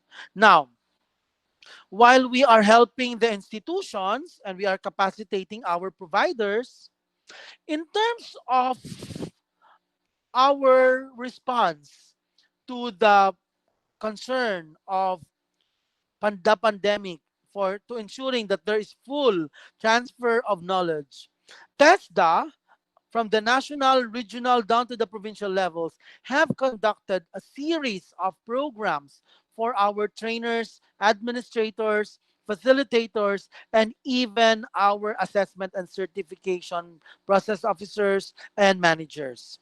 We have conducted seminars and webinars on learning, on flexible learning, and I understand we have from Lanao del Norte, from Iligan, speakers for our learning. Sister Erwin, no? Erwin Sikosana was one of the speakers for the whole regional na capacity building of our trainers, no? So to make sure that our trainers are able to gain the knowledge that they need and to gain the expertise that they will be needing for them to run their particular programs. Okay? So, when we talk of technology transfer, when we talk of the role of TESDA on skills transfer among technology students, we can summarize it in the following.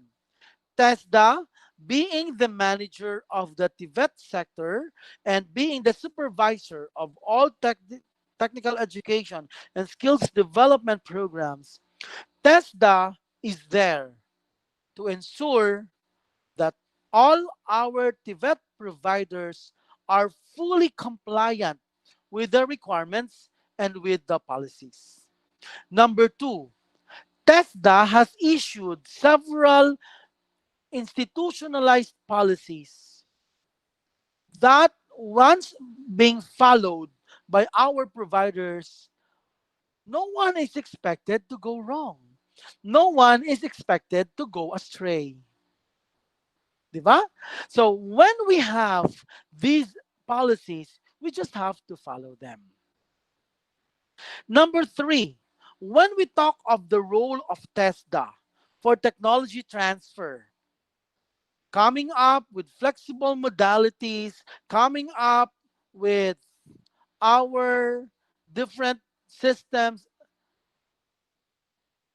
our major role still stands that we are there to provide the guidance to our TVET institutions. Number four, in terms of assessment and certification, we still do that, my dear friends. Assessment and certification rests with TESDA alone. Nobody else can issue a national certificate except TESDA. So part of our ensuring that everyone adheres to the policies is we capacitate our assessment center. We also inspect them to make sure that they are uh, also adapting to the new normal. Okay, so we still do assessment and certification. Number five role of TESDA is on investments and funding. When we talk investments and when we talk of investments and funding, we still continue to provide scholarship to our TVET institutions. When we talk of scholarship, again, I'll just go back to our scholarship programs. It says here. So when we still have this scholarship program, we are assured, the people are assured that the national government is still working well, that the national government is still there to make everyone capable, to make everyone competent, to make everyone earn that opportunity to acquire skills through the different institutions and qualifications that we have all over the country. So meron pa po tayong scholarship program. Funding and investment is a major response of TESDA and of the national government in terms of looking at the effects of the pandemic. Now, just because we have limited funding, though, we cannot really provide for everyone. That's why when we say we provide scholarship program, only for those who really want to take programs and those who are interested and those who are ready, no, and those who are willing. The problem is sometimes when we talk of our scholarship as a response of the national government, others are just interested to take the program because of, you know what? Allowance.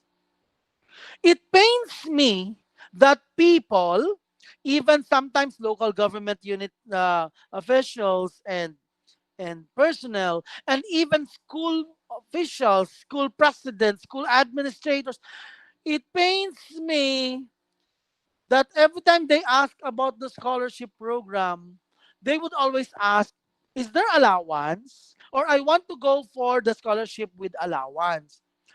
While we are providing for that, because it's also coming from the national government, I just hope that when we talk of our scholarship program, it's not just about the benefits, no? It's not just about the benefits, rather, it's also about the learning. It's also about the acquisition of skills that we can use later on. Now, when we talk of our funding and scholarship, we also go for the tracking of employment. We're not only looking at the employed, graduates, assessed, certified. We also go for the tracking of employment. Are our students employed? Are our students gainfully employed, either wage or self-employed? Are our students working or getting livelihood opportunities? So that is also part of our job because we do employment tracking. We do the SETG or the sectoral employment generation. No?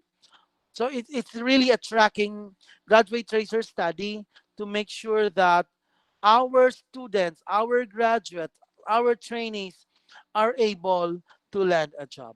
So these are basic responses, no, from TESDA.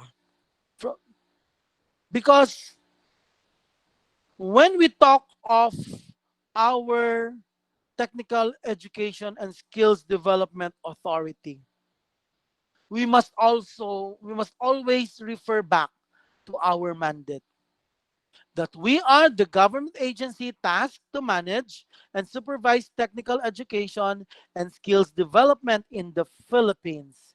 And since we are the transformational leader in technical education and skills development of the Filipino workforce, it is our role really to provide our institutions and our students with the right responses, especially now that we are suffering from the effects of the pandemic. Before I end my talk, before I end my 1 hour or so talk, because I understand some of you may have questions or some of you may have clarifications, I just want to remind everyone that when we talk of us, tayo po, professionals as we may be, we are still skilled workers. And we thank you for your support to the Technical Education and Skills Development Authority all the time. No? Ever since, especially MSU, daghang salamat jud sa inyong pagsuporta sa atuang kalambuan, no? In technical education and skills development. Now, please remember, a skilled worker, regardless of the job description, remains a treasure. Skilled worker, regardless, you, our skilled worker, regardless of your job description, you shall remain a treasure forever. And this I have always been telling people in my different areas of assignment. The oyster is your world, the world is your oyster. It really depends on how you look at it.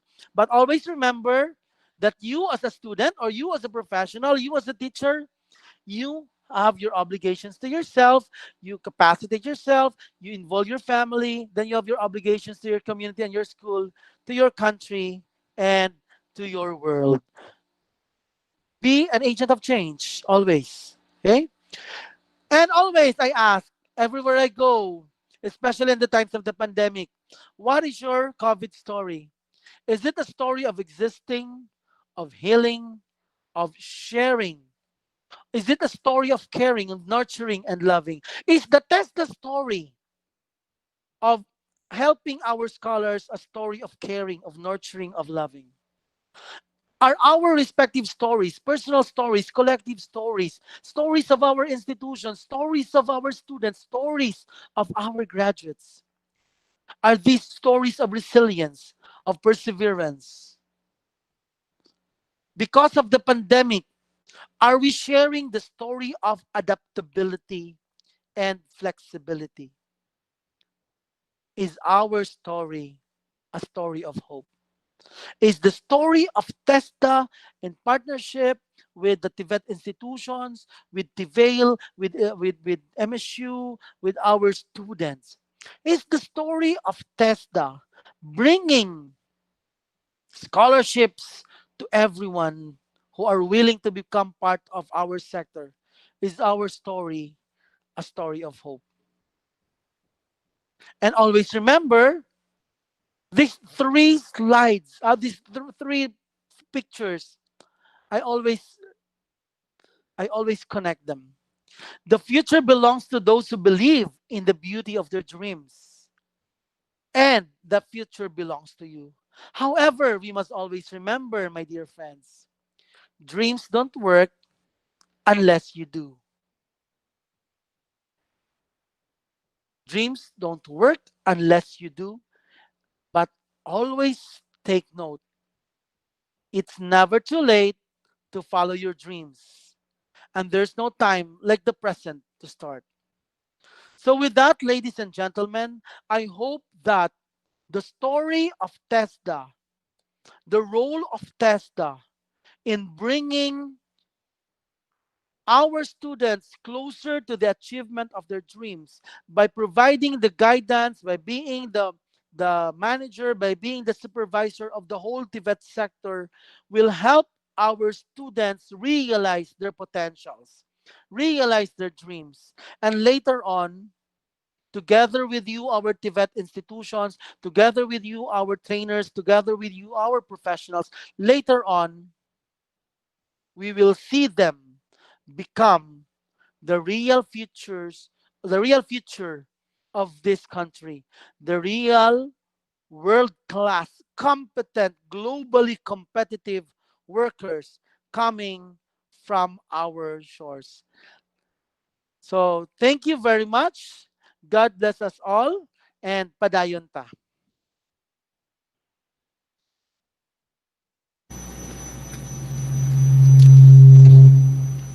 Thank you very much, Director El Cid Castillo.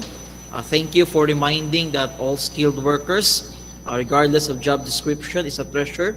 Thank you for inspiring us with a wonderful message on the role of TESDA on skills transfer among technology education students as students in the time of pandemic. At this point of time, we will have the open forum. We encourage the participants to ask questions. Our speaker is willing to answer. And to the YouTube Live, you can chat to the chat box. Let's give the time to Professor Victor Rosales to do the question and answer for the open forum. Sir?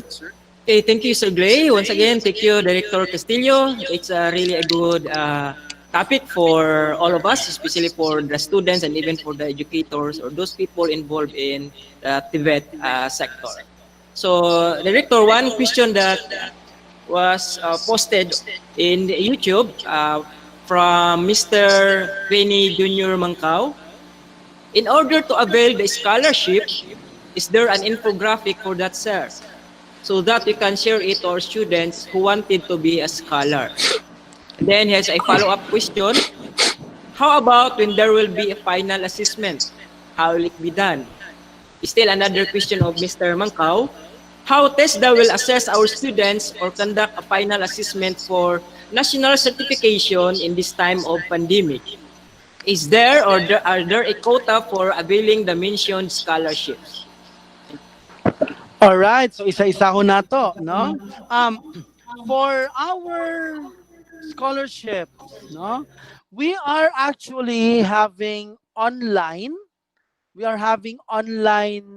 na registration for the scholarship program now. For each province, meron ho tayong link. Siguro, Sir Vic, I'll share also later on the link, no? I'll share the link for the scholarship program. For in terms of assessment, when we talk of assessment for our students, if we are implementing the flexible learning and it's on scholarship program, an assessment is still mandatory. So it's still a requirement. We will have the assessment. So the institution will have to will have to apply for a schedule of assessment with the accredited assessment center. So because of the pandemic, all assessment centers are allowed only up to one half of their capacity. So if their original capacity is only 10, therefore they can only conduct assessment for 5. Okay? So 5 lang. So it has to be determined first by the provincial office. Like in the case of Iligan and Lanao del Norte, that would have to be determined by our provincial office in Iligan City. Okay. Now, there's another question relating to assessment. Hindi ko masyadong na-get tong last na question ni Sir Mangkaw. Unsa ito, Sir Vic? About where there'll be a final assessment, how will it be done? How will it be done?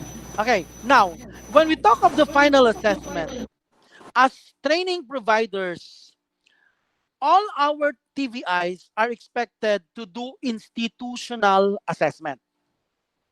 Before the program is declared done, they'll have to undergo first institutional assessment. That should be done by the school, by the trainers. And then the mandatory assessment for the competency assessment for them to get either NC nila or COC or NC3 or NC4 for whatever level na gi-applyan nila. So dalawa po.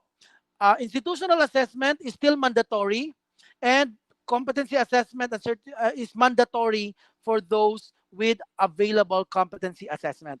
So kung si Sir John Mangkaw kay sa FFS man ang ilaha, that's Farmer Field School, no? Dito sa Lala. Walay assessment ang Farmer Field School, sir, pero you have to still deliver the institutional assessment. Okay? Hello, good morning. Yes, sir. Question lang po kay Sir Castillo. Sir, for us, example, I'm a previous textbook trainer in the Philippines, but now I'm working abroad. So we are aware on the extension program with TESDA, especially for those returning of OFW, that they will be given a livelihood training when they decided to go home on our home country. So how about Yes, us, sir. sir? How about us for existing Tibet trainer? We're in currently teaching same training programs. But the difference is we are teaching abroad. But our concern is the certification. Kasi I was also an qualified Tibet trainer, but it was expired 8 years ago. Okay. So now, since we are still in line with the textbook training, but the only difference is we are teaching outside. So our difficulty is, since we are working abroad, so how could we renew our Okay. certification, knowing that when we have our vacation in the Philippines, it is limited for 1 month for family only. Yeah, But I understand. then another thing, in terms of qualifications, we heard also that there is a portfolio method to acquire the certification. But our problem is the accessibility, because I've tried many times to take that program offered by TESDA, but I found out that it is very difficult how. Hello, sir. Nawala ko kayo. I Sir. inquire once, so if I am qualified on the program. Yes, sir. Okay, okay, Sir Christian. May I ask Sir Christian Ihares, where are you stationed now? I'm stationed now on saan po kayo? in Saudi Arabia. To give you Saudi. to give you a brief background, institution namin. So we are one of the institution that supports the Vision 2030 of Saudi Arabia, which is giving training for Saudi youth, specifically on automotive sector. We are we Saudization. are the kingdom producer of technician for all Japanese car manufacturer. So our students is already hired as their technician, but before they will be deployed on their specific company, so they will undergo training in our institution. Sir, you are ang ano po ninyo is Yung automotive certification, sir. automotive Oh, servicing. yes, sir. Automotive. Okay, sir. Ganito po. I thank you very much for that. So we have an audience coming from Saudi Arabia who is a trainer. Now, ang training po natin, 8 years ago, most likely ang nakuha po ninyo is trainer's methodology, right? Yeah, EM and TM. TMAM. So that has Yes. already changed, sir. That will no longer be that can no longer be renewed because the what we have now is the trainer's methodology, TM. Okay, now as I've mentioned earlier in my presentation, it's the trainer's methodology is available online under the etesda.gov.ph for the TESDA online program. You may want to enroll in that trainer's methodology program so that you will be able to get the appropriate certification for you to become a TVET trainer. Because why? That the requirement for for you to get a national TVET trainer certificate is, number one, you should have taken, of course you have the national certificate now, but you have taken the trainer's methodology and you have passed the assessment, you have developed your curriculum materials, and you you have submitted that and you have passed the assessment for you to get your trainer's methodology certificate, then later on the national TVET trainer certificate. So you don't need to come to the Philippines to enroll in that because it's available online. Okay, available online. Now, as for the assessment, because until now, the virtual assessment for trainers methodology is still to be crafted. No? Inaayos pa nila. They are crafting it, but hindi pa siya na-finalize. So, ang masuggest ko, sir, if when you come back to the Philippines for a visit perhaps later on, the assessment for TM is only 1 day. No, so before you come to the Philippines, you already apply for assessment for trainers methodology to the nearest assessment center so that when you come home, hopefully by when this pandemic is over and you'll have 1 month of stay in the country, then you can take the assessment just for 1 day. Okay? For you to get the National TVET Trainers Certificate. If your concern is about assessment, your national certificate, even if you are overseas and your national certificate has already expired, because the national certificate is only good for 5 years. Once it is expired already, you'll have to renew it.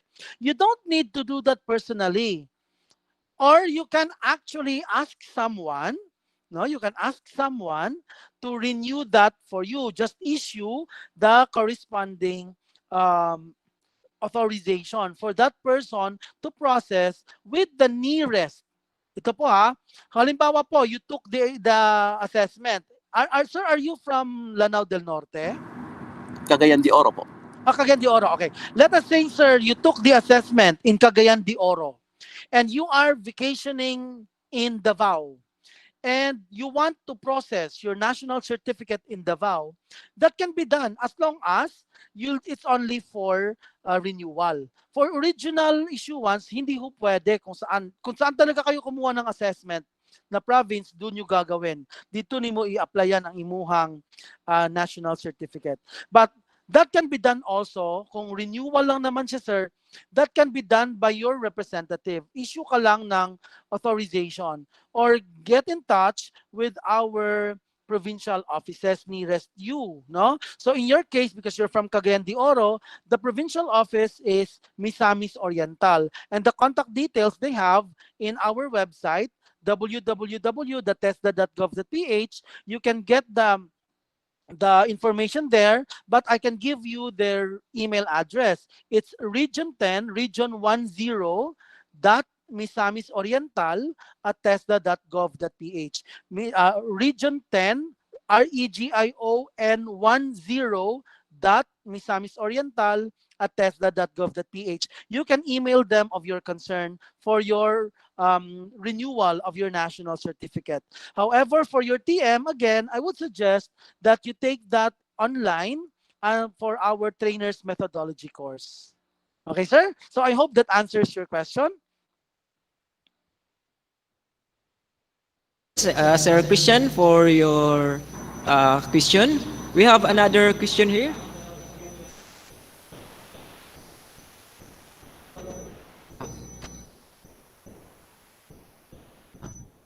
Okay.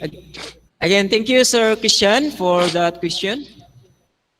Thank you, sir. You still have, yes, you have a follow-up question, Sir Sir Christian? Vic, may ano lang ako kay Yes. Sir Christian, Sir Vic.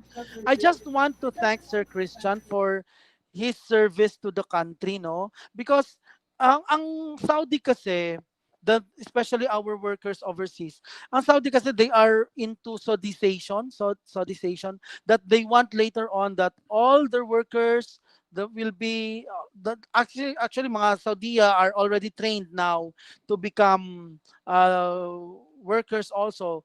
Nag-training din sila sa Philippines on that, and si Director Gayono was one of their trainers before ang mga magpapatakbo ng kanilang mga training institutions. So I just want to thank Sir Christian for spreading the competence and the quality of Filipino skills training, no? Even overseas, sir, dinadala niyo ang kagalingan ng ating mga manggagawang Pilipino. So thank you for that. You're welcome, sir. Okay. Okay, thank you, Sir Christian. I think murag nag-abot mi ni Sir Christian sa Africa, sa Ethiopia, way back 8 years ago. Okay, thank you for that. Another question. So nakauban mo sa Ethiopia, that's region 18. Yes. Because a lot of TESDA people went to Ethiopia, no? So Yes.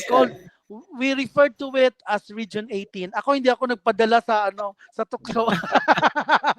I stayed back. Okay, yes, okay, we'll have another question, Director. According to one of our faculty, Dr. Alan Lee, thank you very much, sir. I have just successfully enrolled now with no other requirements required in teachers or trainers methodology 1, team 1 through your online course program. God bless. Dili na kumusaka dito sa TESDA RTC Baloy. Wow. I have a question. Thank you TESDA so has a much. course, yeah. Yes, sir. If TESDA has a course program for automation industry, online course program for automation. We have online we have automation programs, but these are programs being offered usually by our specialized centers, no? Like we have in Taguig, we have in Davao, and we also have several private institutions offering automation. Now, I'm just not sure if it's already available online. If ever it's available online, please enroll, no? Because nindot siya na programa. However, if it's not available online, I would suggest that when you check our website, because makikita naman po, you can search in our website kung anong mga programa available. So you just go there na 3D automation. When you do your search for learners and workers, di ba? 3D automation, then region 10. Mas madali ho ninyo makikita kung meron. But ang pagkakaalam ko po, here in Bukidnon, wala pa po kami. And then wala din po kami in Lanao. And I'm not even sure if it's available online. But the last time that I checked, hindi ko siya nakita, sir. Okay. Thank you, sir. We'll have another question. Thank you, sir. Sige pa. Di pa available yung kwan, sir? Yung automation? Wala pa, sir. Wala pa. Tinignan ko. Okay. So thank you for that. Yeah. Ngayon ko lang kasi tinignan lahat ng courses. Kaya nakita ko yung team 1. Natuwa ako. Kaya nag-enroll ako. Kasi matagal ko ng kwan to eh. Plano mag-enroll talaga. Oh, yes, Salamat Doc. sa pandemic. Doc, after Ana, Doc, pwede po ka mag-enroll sa competency 2 of TM2. Yes, sir. That's my plan. That's my plan. Kasi kailangan ng program namin. Yes. Kailangan ng department namin, sir. Sila Professor Marahas, pakuwaon na nato kuan TM2. Para diretso Yes, na sir. tayo. Yes, sir. Then later on, pwede na yun mo mag-offer of trainers methodology po din Yes, MSU. sir. Online, Okay? sir. That's our plan, sir. That's our plan sa All right. department namin. That's very good. That's very good.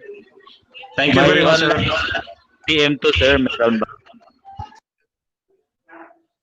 So, sorry, sir. You were saying something, sir. He has something to say. TM2, may online din. Meron po, competency 2 of TM2 is already available online. I thank you, sir. Decision is, okay, the director will have another question from YouTube. Yes, I would sir. like to ask how are students or graduates of trainings using online and blended modes doing so far in terms of skills transfer? What is the percentage of those who were able to acquire national certificates and or were they being employed? Okay. That is a question that even we as directors are also asking. We cannot give you the data just yet because we resumed training only in October. No, so they're still ongoing with the training program. Except of course for those offering flexible learning for driving, which is only good for 18 days. Theory nila naka distance learning, then nag-actual sila. Maganda naman po ang passing rate. Actually, uh, in my area now in Bukidnon, 3 institutions have already posted 100% passing rate, certification rate for the driving that was delivered via combination of face-to-face and distance learning. So for the other skills, however, it's still ongoing, like cookery, electrical, welding. We cannot give you the data just yet since we have resumed our training mostly only in October. We will know by January po if we have the data on that already para mas conclusive siya.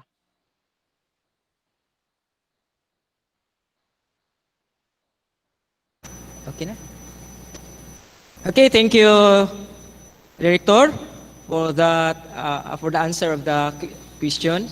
Another question here from one of the faculty of the department. I want to avail the trainer's methodology on furniture or landscaping, but I have a different national certificate level 2. Say I have in situ on technical drafting. Is it possible? I've been teaching the course for a long time. Yeah, for the meantime, because wala siyang NC for landscaping, no? While we have that landscaping, I think we have in Davao and in Bugo, no, for landscaping. Since hindi pa si ma'am or si sir nakakuha ng assessment for that, pwede siyang kumuha ng TM using ang technical drafting niya. Ang kagandahan naman po kasi with once lang ka kumuha ng trainer's methodology. Halimbawa ako, I've already have my driving NTTC. And then later on, kukuha ako ng welding or electrical and then applyan ko siya. Pwede na siyang dumiretso na ako ng NTTC. I don't need to take the TM anymore because the TM is for the whole program. So, pwede nyo pong gamitin for the meantime ang TM ninyo on technical drafting. That's technical drafting NC3. You can use that as your basis to take the methodology program. So that later on, yun ang maisuwan sa inyo ng NTTC. Once you already got a national certificate for landscape NC2, then you can also apply for NTTC again. Pwede po yun. Okay. So as mentioned by the rector, if you have an institute or different qualifications, you can avail the TM because TM is not limited only for one qualification. That is good for all. Yes, Thank you, yes, Director. exactly. Another question for, I think this is a student. What are the requirements for the renewal of national certificate? Like here, Okay. Yeah, for the renewal of national certificate, they have to do that at our provincial office. What are the requirements? Number one requirement is a certification from anyone or from any company or even from the barangay that you have used your national certificate for employment or you were able to practice your skills. Halimbawa, your NC is Electrical Installation and Maintenance NC2. So you'll get a certification from a barangay or anybody else na nagtaod ka og linya sa kuryente sa sulod sa balay, nagbutang kag bulb, because that is a requirement. And then your picture, of course, your old NC plus payment of 100 pesos or 150. Hindi lang po ako masyadong sure sa payment. Kasi hindi po siya libre. Hindi siya libre. There's a payment for that, pero that will be duly receipted by the TESDA office. And that will be submitted sa ating provincial office. If you're from Lanao del Norte or Iligan, our provincial office is in Maria Cristina at the Regional Training Center. Maria Cristina, dun sa taas po. Okay? Hindi pa naman siya Balui, pero mga a few steps away, Balui na. So I used to stay in that office for 1 year before I transferred in Bukidnon. So if you are from Bukidnon, our office is in Malaybalay. Okay, if you're from Cagayan, the office is in Cagayan de Oro. If you're from Misamis, sa Cagayan de Oro. If you are from Misamis Occidental, the office is sa Oroqueta. Okay. So yun po, punta na lang po kayo sa ating provincial office. Bring your documents with you. Pwede naman po yan party waiting. That can be released in 1 day. You don't need to wait for 1 whole week for your national certificate to be released or to be renewed. Okay. Based on my experience last summer, I renewed my NC. The documents that I brought there is my certificate of employment, signifying that I really work with my certificate of employment is related to the certificate that I plan to or I've renewed. And another question, sir. Yes, sir. Actually, this is also our question, particularly for this is a question of the student, but this is in line with the teachers also in the DepEd in relation to the curriculum. Why is it that curriculum guide of technical drafting NC2 of DepEd, actually this is not only technical drafting, it applies all. Why is it the curriculum guide is different from the TR of TESDA? Again, ano ko lang, so earlier on in my presentation, I said there are 3 different educational agencies, DepEd, TESDA, and CHED. So, may kanya-kanya ho kaming mandato, may kanya-kanya din ho kaming trabaho, may kanya-kanya din kaming liderato. Okay. So, when we talk of the training regulations, these are the Bibles of TESDA that ginagamit ho natin to implement our program, to develop our respective competency-based curriculum. We actually, part of our technical assistance to the Department of Education, we allowed them to benchmark or to use our training regulations as basis for them in crafting their respective curricula for their TVL track. However, hindi naman ho kasi lahat magiging covered nila because iba yung track nila, iba din yung magiging magiging area. So, if they will offer as is kung anong ino-offer ni TESDA, baka ang mangyayari wala nang pinagkaiba, no. Now, why is there a big difference between our TR and their curriculum? Again, it's because of also the level of the capacity of our learners. Iba po kasi yung kanilang, dahil 1 whole year po ang programa ni DepEd. No? We have to realize one school year si DepEd for the TVL track. When si TESDA naman number of hours. So I think ang technical drafting is only that would only run for 28 days sa kay TESDA na side. So yun po ang may mga pagkakaiba siya. But if we will look at the core competencies, na-cover naman po because po si DepEd po, ang kanyang tinitingnan is the least least mastered competencies, no? Least mastered competencies ang kanyang tinitingnan, kaya hindi niya maka-cover ang lahat-lahat.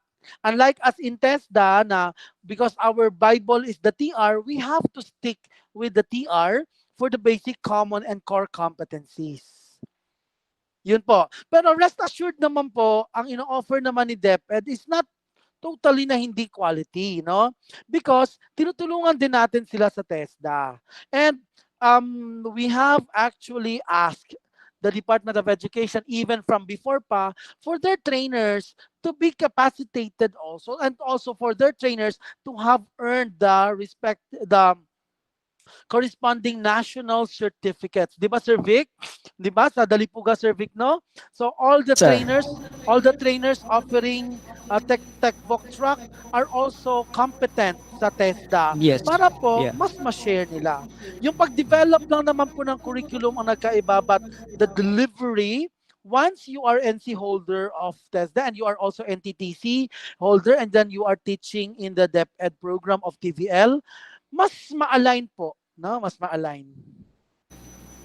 Okay, thank you, Director. That's a good answer to that question. I believe so. Even me, when I was in DepEd, we still have that on our mind. Why DepEd have a different curriculum so far? Because the offering of the TVL track is in line with what are those in TESDA. And anyway, thank you for those questions. Another question is, I think it was already answered, but maybe they need more clarification. Good morning, sir, from Katrina Bautista. What are the requirements to renew or for the renewal of NC2 in bread and pastry production? So again NC2. po, NC2 renewal, please visit our provincial offices and bring with you your certificate of employment, plus your Yes. picture and your payment, and your original NC. So halimbawa po, ay sir, hindi po ako wala man akong employer. Sir, paano ako makakapapirma? O you go to the barangay. Diba? Eh, magpapirma ka kay Kapitan. Siguro si Kapitan naman, kilala ka niya. So, makaano si Kapitan na makacertify na, ito si ma'am, nagbenta talaga to ng tinapay. Gumawa to ng 5 ensaymada, pinakain sa amin sa barangay. Pirmahan natin ang certification. There should be really because that's a requirement. While that may sound to some na, bakit kailangan pa? Eh, magre-renew lang naman ako. Di ba pag nagre-renew ho tayo ng ng ating PRC cards, kailangan meron tayong points.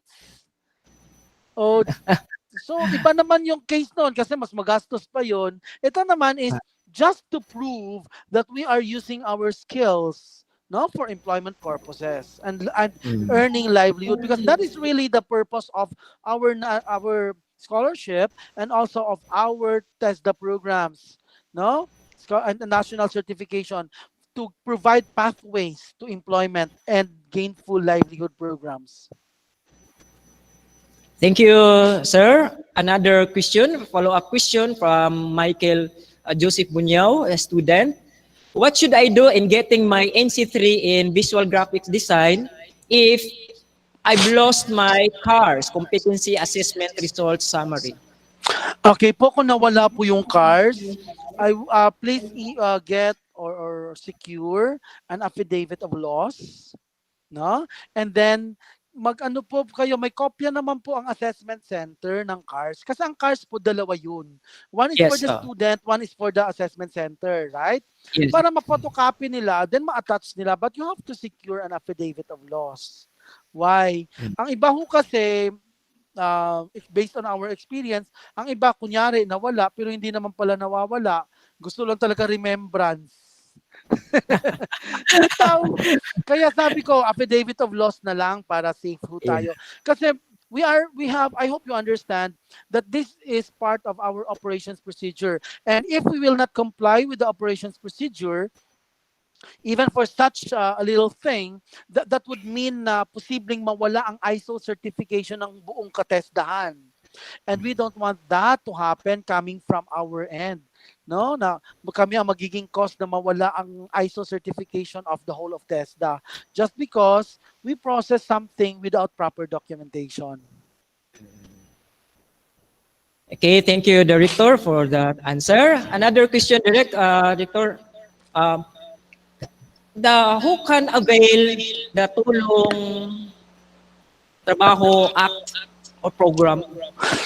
Yeah, the Tulong Trabaho Act Scholarship Program ay inaayos ng ating central, but this is intended for industry-based training programs. So our institutions, like you MSU-IIT, you have your mechatronics, you have your electrical installation, and you have your PV registered with us. You will also partner, let's say, with First Gen, no, the one in Kauswagan, the electric company, or you will partner for your industry-based program. So you will be eligible later on to participate in the Tulong Trabaho. Number two, this is for the MSMEs, no, micro, small, medium enterprises that are partnering with us for the conduct of our scholarship program. So yun po ang ating titingnan doon.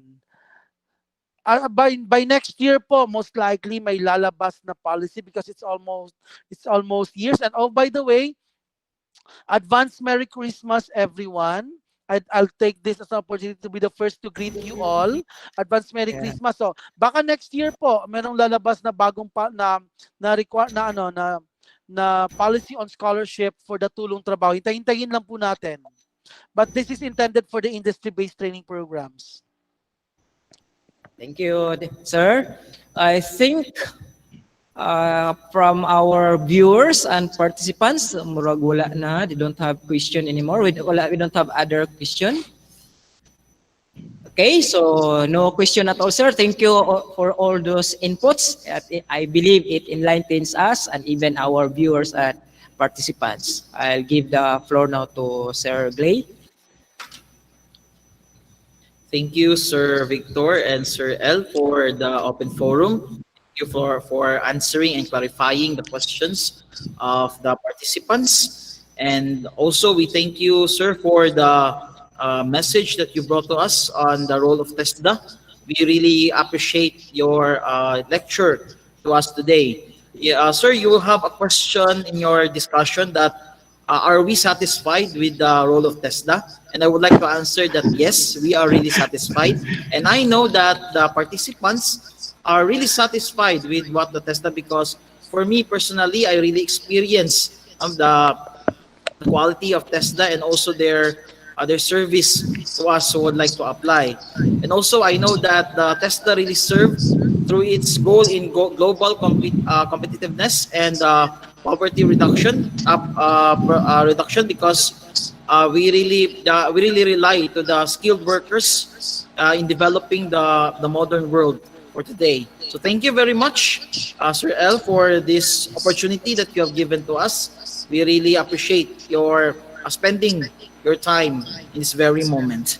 So in this point of time, I will read the certificate of appreciation for our resource speaker for this morning. Certificate of appreciation, certificate of recognition rather. MSU-Iligan Institute of Technology, College of Education presents the certificate of recognition to Director Cid H. Castillo for being the resource speaker on the topic the role of TESDA on skills transfer among technology education students in the time of pandemic during the webinar Technical Vocational Education in an Innovative and Flexible Modality held on November 24, 2020. Signed by the Dean of the College of Education, Dr. Amelia T. Buan, and the Chancellor of MSU-IIT, Sukarno D. Tanggol. In behalf of the Department of Technology Teacher Education, Director Cid Castillo, thank you very much. Thank you very much. Thank you very much, MSU. Thank you very much to everyone.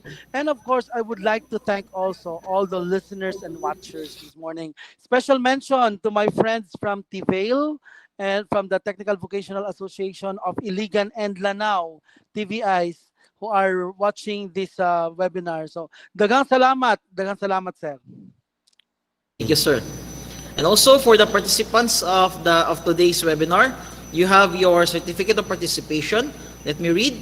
MSU Iligan Institute of Technology, College of Education presents the certificate of participation for having participated in the webinar Technical Vocational Education in an innovative and flexible modality during the talk on the role of TESDA on skills transfer among technology education students in the time of pandemic, held on November 24, 2020, signed by the Dean of the College of Education, Dr. Amelia Tibuan, and the Chancellor of MSU-IIT, Dr. Socarno D. Tanggol. Thank you very much, participants. We appreciate your time that you have given to us in this webinar. Again, for everyone, let me remind you the next schedule for our webinar will be this Thursday, November 26 at 9 o'clock a.m. So we invite you again to attend the said webinar. Thank you very much. May God bless us all, and to God be the glory. Thank you all. Sir Victor, daghang salamat. God bless us all.